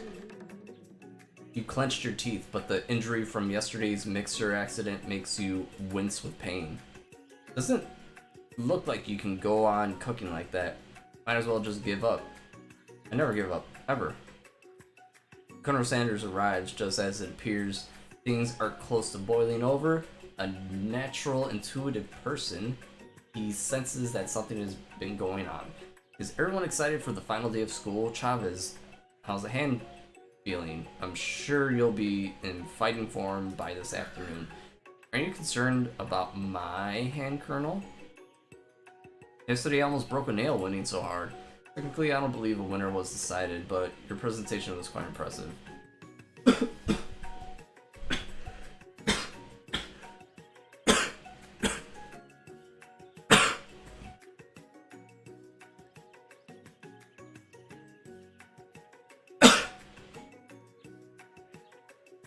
Alright, give me a second, guys.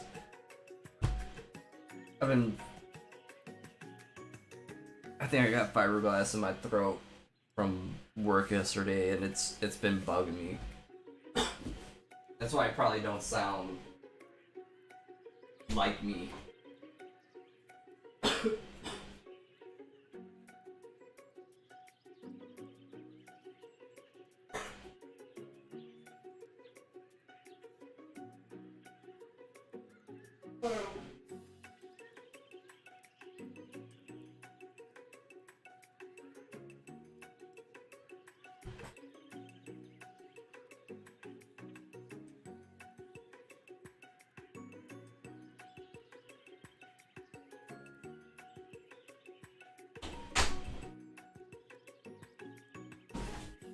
What do you want? Yeah, I told you.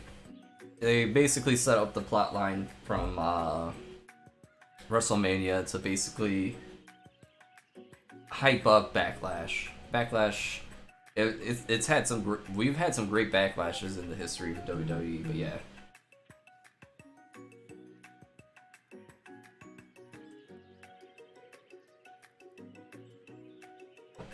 Okay, I'm gonna silence the site.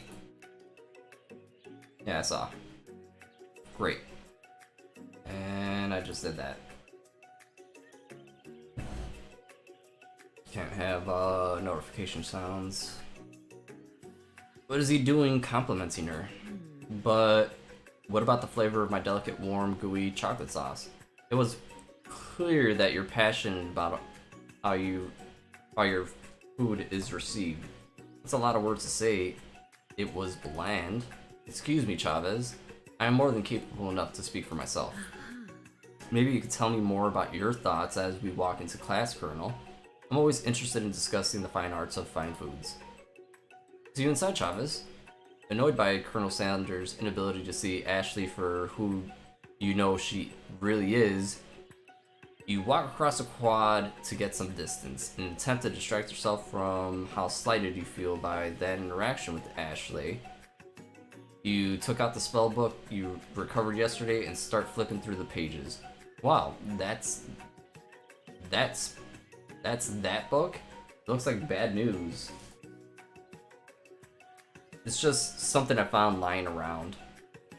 It would appear to be some sort of grimoire. But I don't really believe in that magic stuff. Grimoire, like a book of spells? I don't know. Who would put such time decorating a magic book if it were really that powerful? Damn, I'm sweating. Hold on.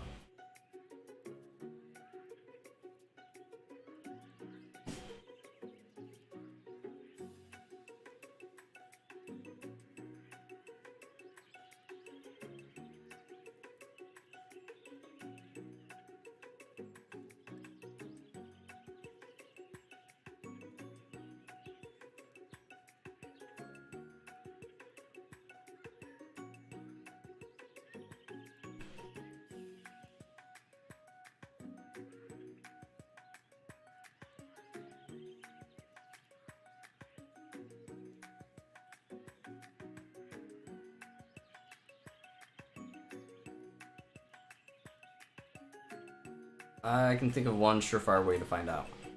You open the page covered with arcane warnings, cast only in case of extreme emergency. It says all around the edges of the page. I could use a spell here that says it will erase anyone I choose from all of my memories. If I could scrub out Colonel Sanders, it would probably help me focus better on the upcoming final exam. That is way drastic. Couldn't you do something else, like anything else not rooted in dark magic? Maybe tie a string around your finger? Okay, fine. That is drastic. But desperate times call for desperate measures. You've got a memory erasing spell sitting right in front of you and a pretty good excuse to try it out. Don't do it.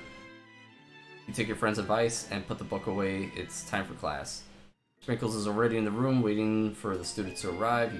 He clears his voice to make a quick announcement.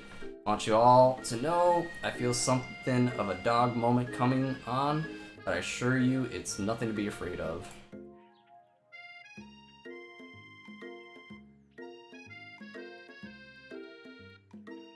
He must be hungry. Reach out for some old homework and give him a snack. Sprinkle turns around and gobbles the sheet of paper like it's a piece of chicken rawhide. The blood was down his face, chest, and side. Yeah. It was a good match. I apologize for the outburst. I know it seems cliche, but not much of this world satisfies like undergraded work. My Chavez. Were you studying something with cinnamon? I've been sitting in on lecture series about the art of cake baking. How insightful. This actually brings up an important point. Thank you, Chavez, for reminding me to dole out the indispensable bits of wisdom. You see, before you can go any further, Miriam's love drama spills over into the class.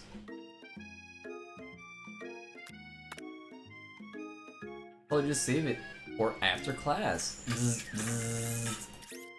Think I wanted to get thrown from a plane strapped to a stranger?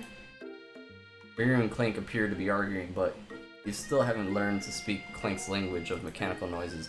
But no, you gotta show off your cool kid friends Jeff and Joan, JJ forever. Watch us form a triangle in midair, and as we descended. Triangles are stronger shapes, don't you know? Bzz, bzz. Yeah, well, it doesn't make it a great date. Beep. Bzz. Then take Jeff and Joan with you. You can all hold hands as you pedal down the mountain, or off a cliff for all I care. Sad. Oh, damn. Clank begins to shudder. Steam pours out of the gaps in his panels, and then a loud ding stops him in his tracks. Beep. Zzz. No amount of seasoning is going to make me want to eat that, Clank. Clank burps out a completely deep-fried sneaker. Considering that he himself has wheels, not feet, it is not entirely clear where it came from. In terms of deep-fried footwear, I guess it looks okay. Clank slowly rolls out of the room to be alone with his shoe. Everyone tries to pretend like they didn't see the entire thing go down. Nothing like a loud breakup to cast a pall over the final day of school. Well, that was unfortunate. Now, we mustn't be distracted from what lies ahead. The final competition showdown challenge exam. I'm still working on the title, but I think you get it. Test time approaches, see you all in the arena, but before you can think of all your upcoming competition, there's a rare, beautiful soul nearby in need of a pep talk. Hey Miriam, are you okay? Okay, I'm so mad I could smash a tiny mug, spilling every single droplet of hot cocoa all over the floor. How could you embarrass me in the class like that in front of everyone? Her tiny cocoa is a delicious treasure, but you know that this breakup is no joke, even if it's the source of her frustrations. It is a silly boy. I know what you think. I'm gonna say it out loud. You don't need anyone. Me and you, we're gonna cruise through the final test and hit the carpool lane to Success City. Miriam brightens up, imagining the wind rushing through her short bangs, but she hesitates to embrace the feeling all the way. You're not gonna settle up on Colonel Sanders Stallion and ride off into the sunset without me. Of course not. Well, maybe, sort of, but I'm sure there's a pony out there with your name on it.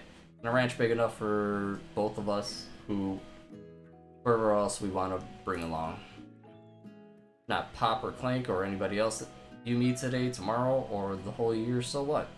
You're a special person who shouldn't settle on the first someone to show them a little interest anywho. Miriam gives you a big hug and wipes the tears from her cheeks. I really should review my menu for today. I'm going to make a very special soup. And I bet the Professor Dog is going to love it up. While you're pep talking Miriam, you completely missed lunch. That's okay because you had a better idea on how to spend the time before your exam. You decided to head to the arena early to practice a dish. This is the location of your final challenge, a test of will, a test of courage, a test of talent.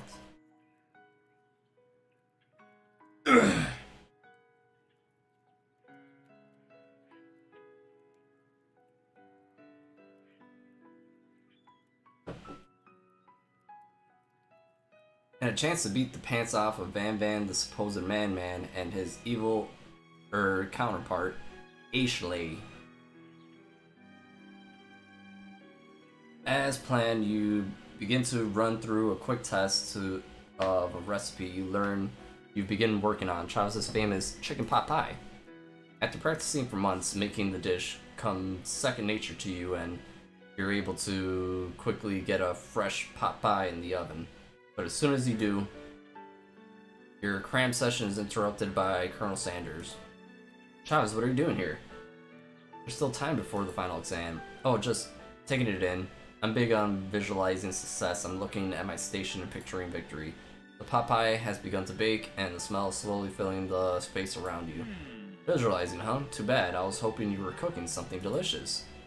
You usually share your food with anyone who is hungry, but last time you let Colonel Sanders get in your head, it costed you a cook-off. You decided it's time to put your cooking above your romantic desires, but that decision gets hard to stick with. Love and tired goes off behind. Yeah, fess up. You had to practice, catch. Okay, you got me. I'm doing a little more than visualization. I know. My nose can smell a pot pie from 400 yards. That's an oddly specific distance, but you'd expect nothing less from such an oddly specific man. You knew it was a pot pie just from the smell? Not just a pot pie, but a chicken pot pie with an all butter crust. And my nose is telling me something. Oh no, it's burning. Oh no, I can smell that it's made with a heaping help of TLC, tender love and care. But they'll probably start burning in a second if you don't pull it out. The moment of truth. Look at that pot pie. They literally put out almost every dish. Minus that shoe. That shoe might have been the thing that might have happened. Doubt it, but whatever. It's the best pot pie I've ever tasted. I've always loved country cooking, and I could eat this all day. There's no time left. The final showdown. It's about to begin. Sprinkle lays down the ground rules. There's no rules. That is, except to cook with everything you've got. You step up for the cook-off of a lifetime. You decide that mac and cheese plus the pot pie you've been practicing are just the dishes to push you over the edge to victory. Meanwhile, both Van and Ashley are preparing wildly elaborate dishes per their usually over-the-top selves.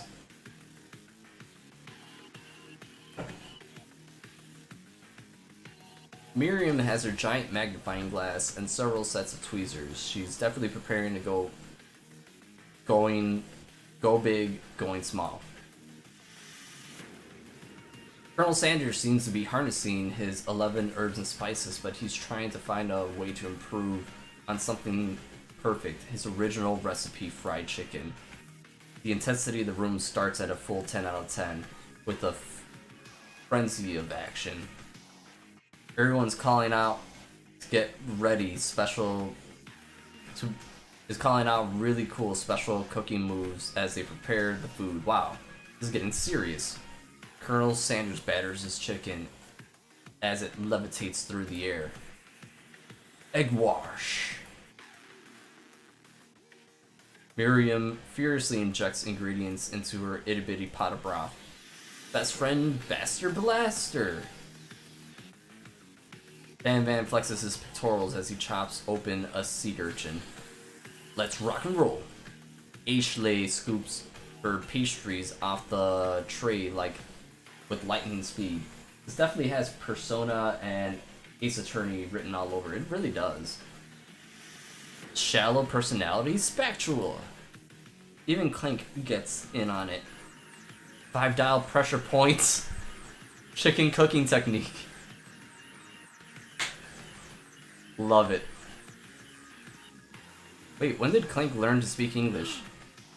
It's the singularity as was foretold.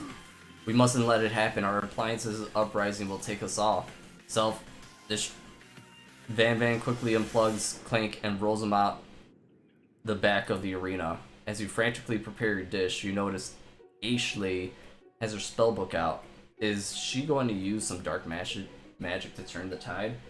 Sounded like Miriam was saying bastard when you read it, right?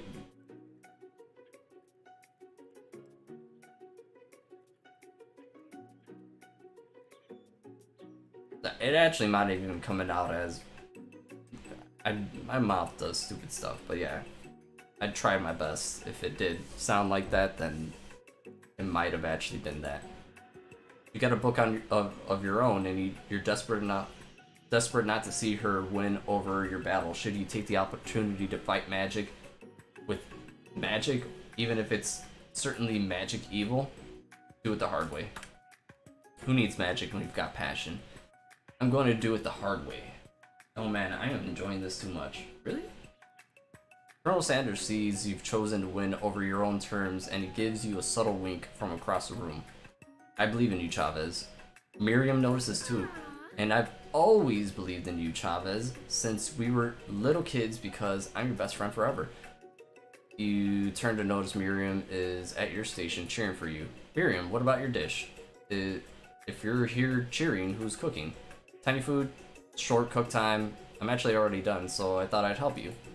Oh, that's sweet, but Miriam tosses hands into spices directly into your boiling noodles.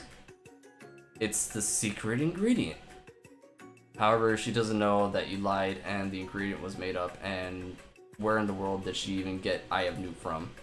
The boiling pot explodes, sending Miriam flying backwards. The watery noodles began to swirl in the air, bubbling up into a dark cloud that thickens and congeals before your very eyes. It is Steve, the spork monster. Steve, what happened to Gorko? You're not here to battle me, are you? We spork monsters are many. I think Gorko had the day off, and you have conjured Steve, and I hate to battle, so I'd say you're doing pretty alright. Oh hey, you're in the middle of cooking competition. I love this stuff. It's better than TV. You crazy kids and your culinary skills really impress me. Mind if I hang out? I'm sorry, Steve, but I'm kind of in the middle of something. Do you mind? Steve the Spork Monster notices that you've got a grimoire stashed beneath your cooking station. I see what you're up to. Crisscross some magical items and accidentally summon me, huh? Yeah, you guessed it, sorta. If you're here, would you mind tossing some fresh noodles in the pot in a pot of salted water? I'd love to. I always wanted to be a top chef, actually.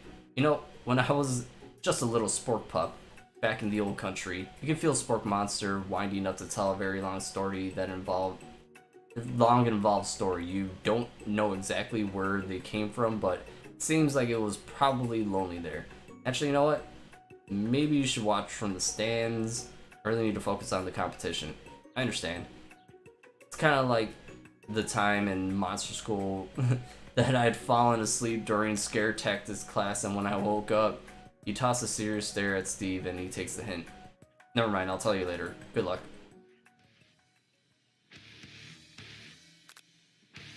Having suffered a huge setback, you don't know how you'd ever win. I mean, we're gonna give up on culinary school and drop out? Fuck that shit. Summon some extra strength.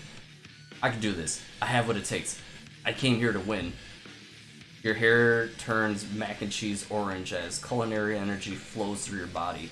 My heart is pure, my hands are steady, my taste buds have been preparing their entire lives for, yes, Chavez, you're the chosen one.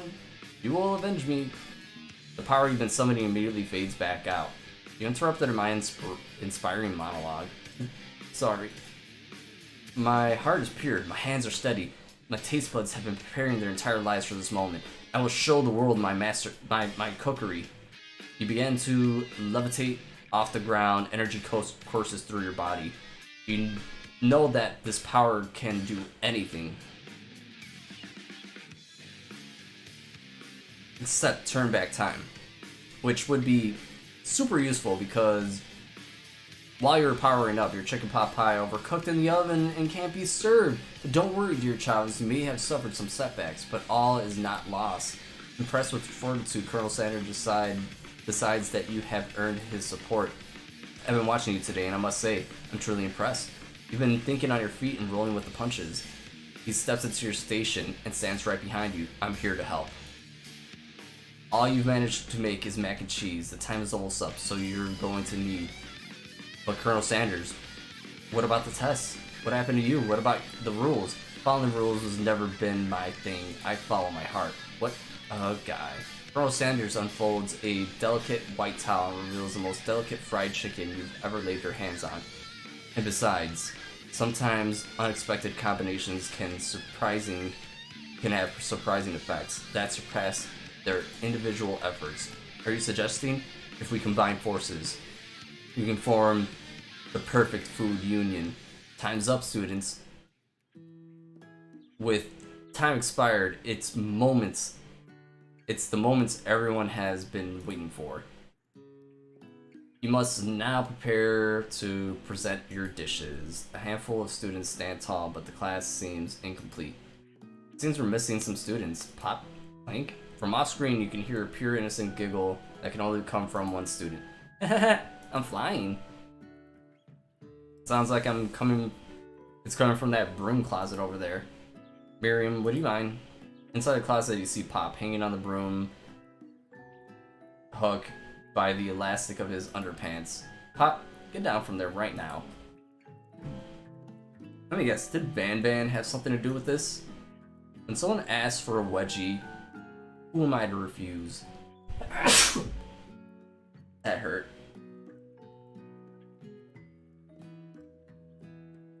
I thought a wedgie was a salad. It looks like Pop is eliminated from the challenge, seeing how he didn't cook anything. Can't feel my legs. May I be excused? Sure. You kids and your pranks, I must say, it's not the worst prank in UCS AL history, but it's not exactly your book material. Wait a second, pranks, Clink. Where did that pressure cooker roll off to? You wait to hear a signature world beep or another onomatopoeia, but that's none. Onomatopoeia. I believe that means a word that just describes a sound. So it's not like a word like beep.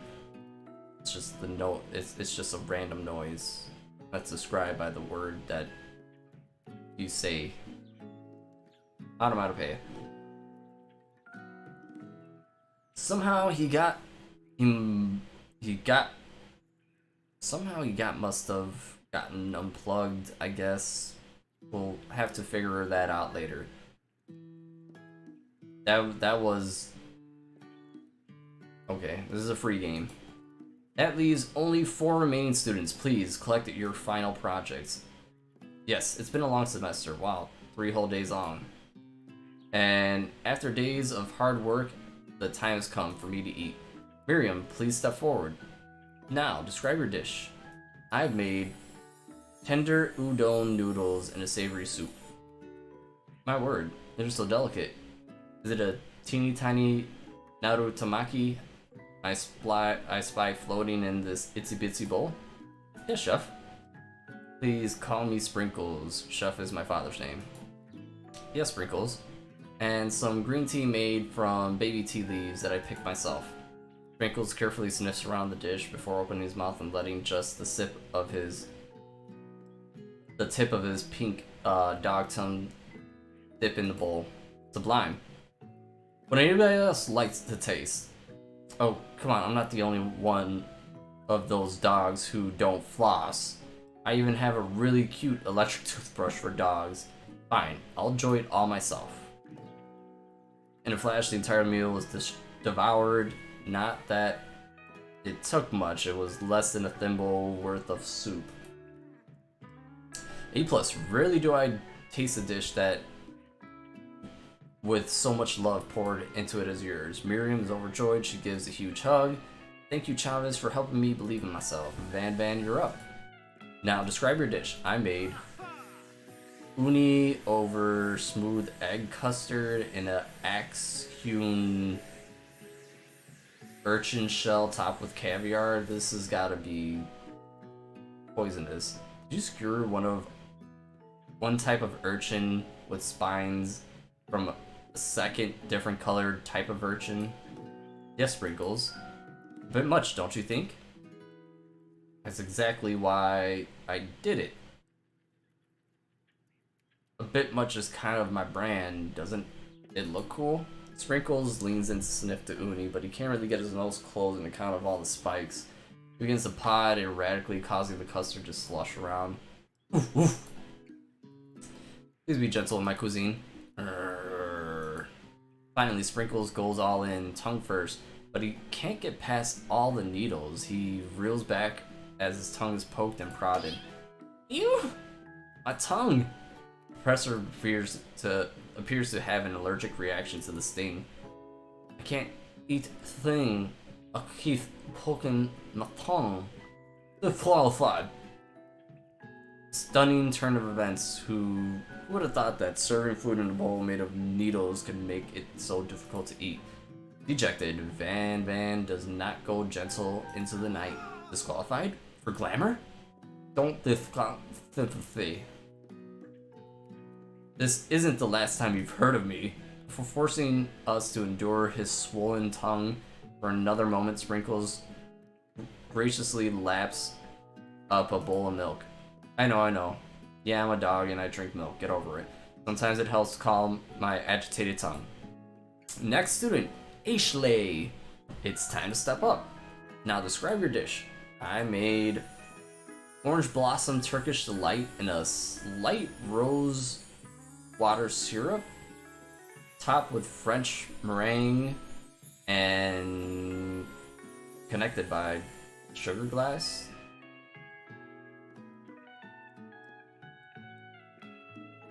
That's beautiful.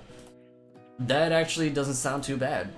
Indeed, it's quite delightful. However, I'd ask if you please refrain from eating it or attempting to taste it in any way. It is very fragile and meant to be a display piece. Don't eat the food? At a cooking school? Got toast in the air or something, Chavez? I told you, it's a display piece. Actually, I must say it is beautiful. However, this is a cooking competition. At a cooking school. Yeah, which is why I cooked it. And did an extremely good job of cooking it. I didn't realize that we were having an eating exam. If I wanted to be judged on eating, I'd go to the College of Eating School for hungry. I suppose you can smell it if you absolutely insisted, but don't breathe too hard. It might just disrupt the sugar spiral. The food cannot be eaten, cannot be judged. You are disqualified. Rage overtook Ashley, and she finally could not keep up her two-faced routine. You wouldn't know high-end cuisine if it cooked you. And with that, Ashley storms off to rededicate herself to being the best, but this time without being shackled by trying to fake nice and be liked by everyone. This isn't the last time you heard of me either. This class gets smaller, I'll be teaching myself.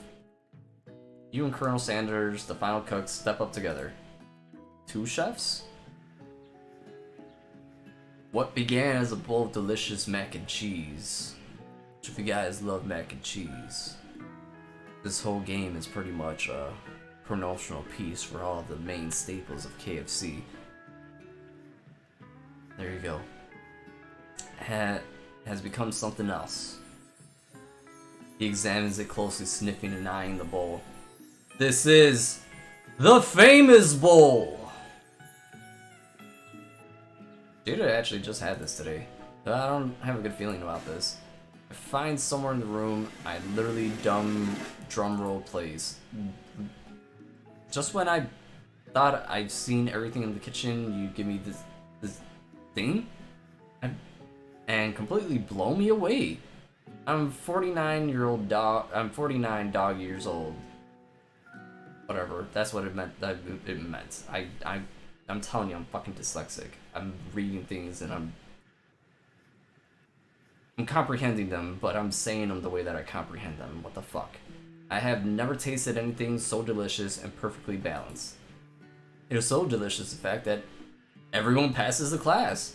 You pass, and you pass, and you get a pass. He just Oprah Winfrey'd the whole fucking class. You get a passing grade. You get a passing grade. You all get a passing grade. Everyone gathers around and partakes of the mac and cheese bowl. They all seem to transcend this reality into another dimension. You win. Together, you and Colonel Sanders have made a new menu item. The new menu item is so impressive, even that Van and Ashley are drawn back by its magnetic fragrance. When they gaze upon your mac and cheese bowl, they admit that you are indeed an excellent chef. Sprinkles declares that you have passed, everyone has passed. There were supposed to be more battles, but come on. How could they be... How could they be better than this? Now that the school year is complete, everyone's graduated.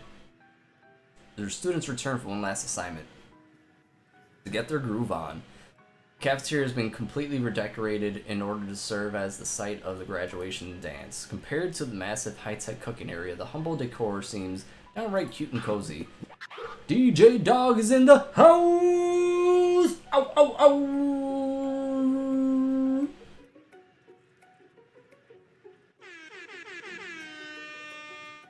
You knew that Sprinkles was a master chef, but also a well-renowned turntablist.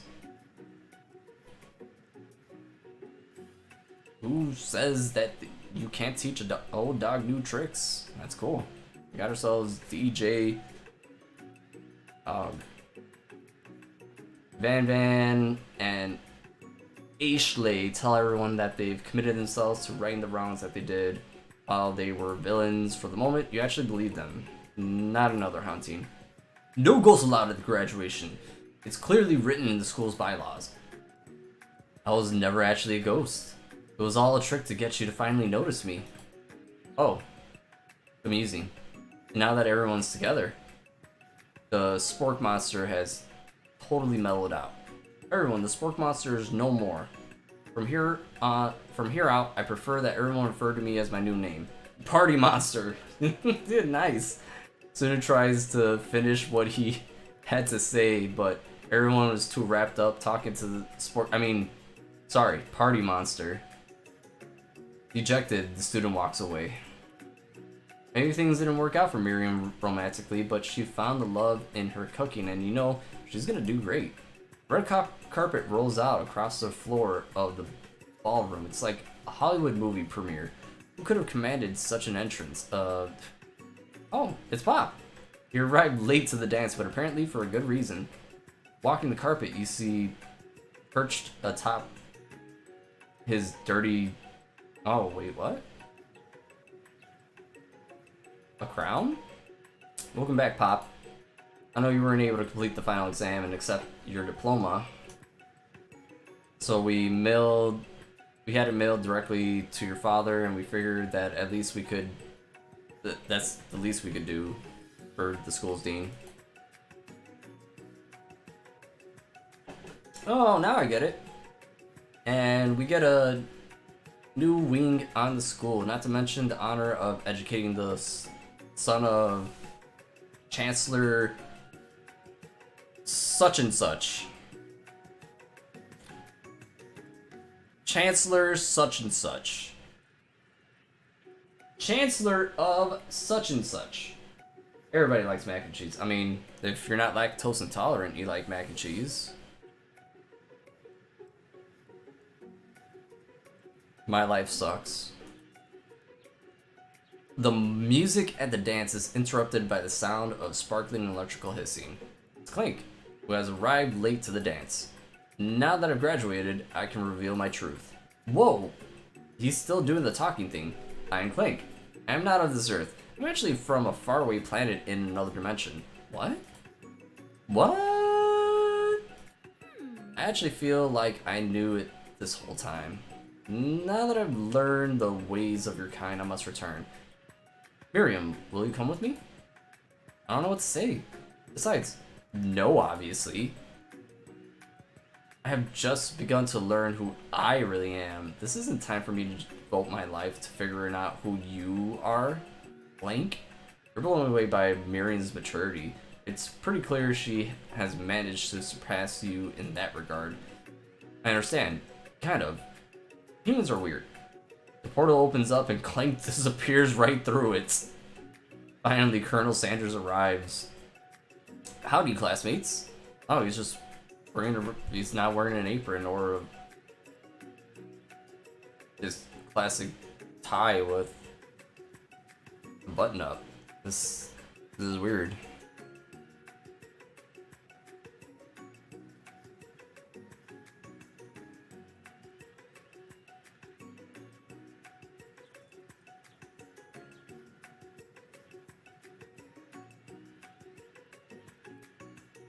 Just like the first day you met him, he has come prepared to feed the entire class. However, it's not enough to just give them a bucket of chicken.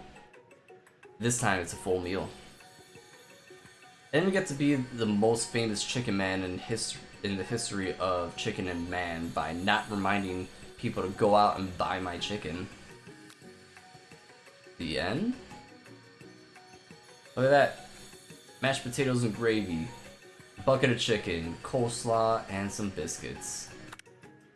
No, it's not the end. As everyone feasts on the delicious chicken dinner, Colonel Sanders finds you sitting on the edge of the dance floor. I really thought it was the end. I was about to.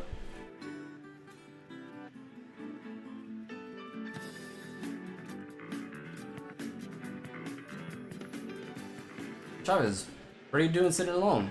Oh, you know, just waiting for the right person to ask me to dance. Wonder, might you tell me, what are the qualities you would expect to find in such a lucky person? Off the top of my head, I don't know.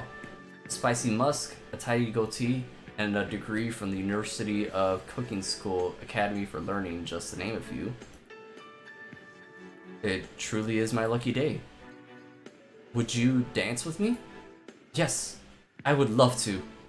As you glide across the floor hand in hand with Colonel Sanders, the future stretches out in front of you.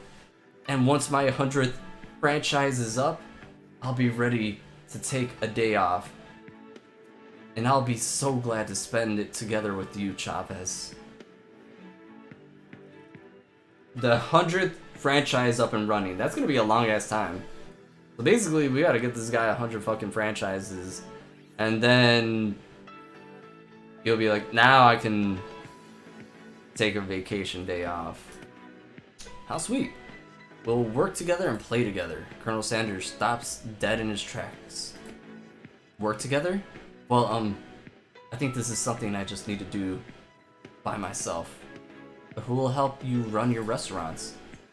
I don't believe I need help. Besides, based on your time at the school here, you really think running restaurants is your best path forward? Could it be? You found a love connection but failed to earn Colonel Sanders' respect as a chef? Could you live with only half of him? Will you be able to endure sharing him with his other love? The life of an entrepreneur? I suppose you could enroll at Patriot School. Oh, my dear Chavez. I'm sure you'll find your place eventually. And along the way, you'll have me by your side. The end. So was that not the perfect ending?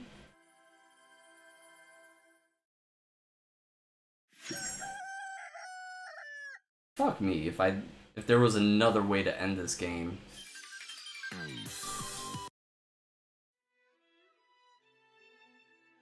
Right, hold on, credits.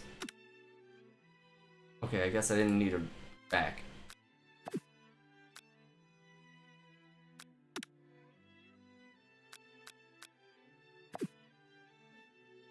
Alright, hold on. Let's check Steam real quick. Let's see what achievements we got. If we got any achievements. Is there no achievements in the game?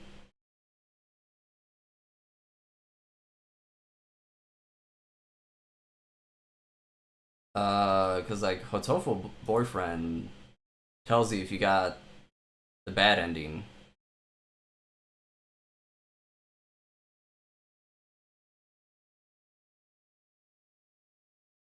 Yeah, it doesn't tell me if I got the bad ending. I'll look into that. Alright, well, that was I Love You, Colonel Sanders.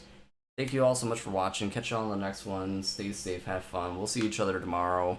Yeah, until then, have fun. Be kind to one another. Take care of yourselves. Hope you enjoyed this. Until the next time, peace.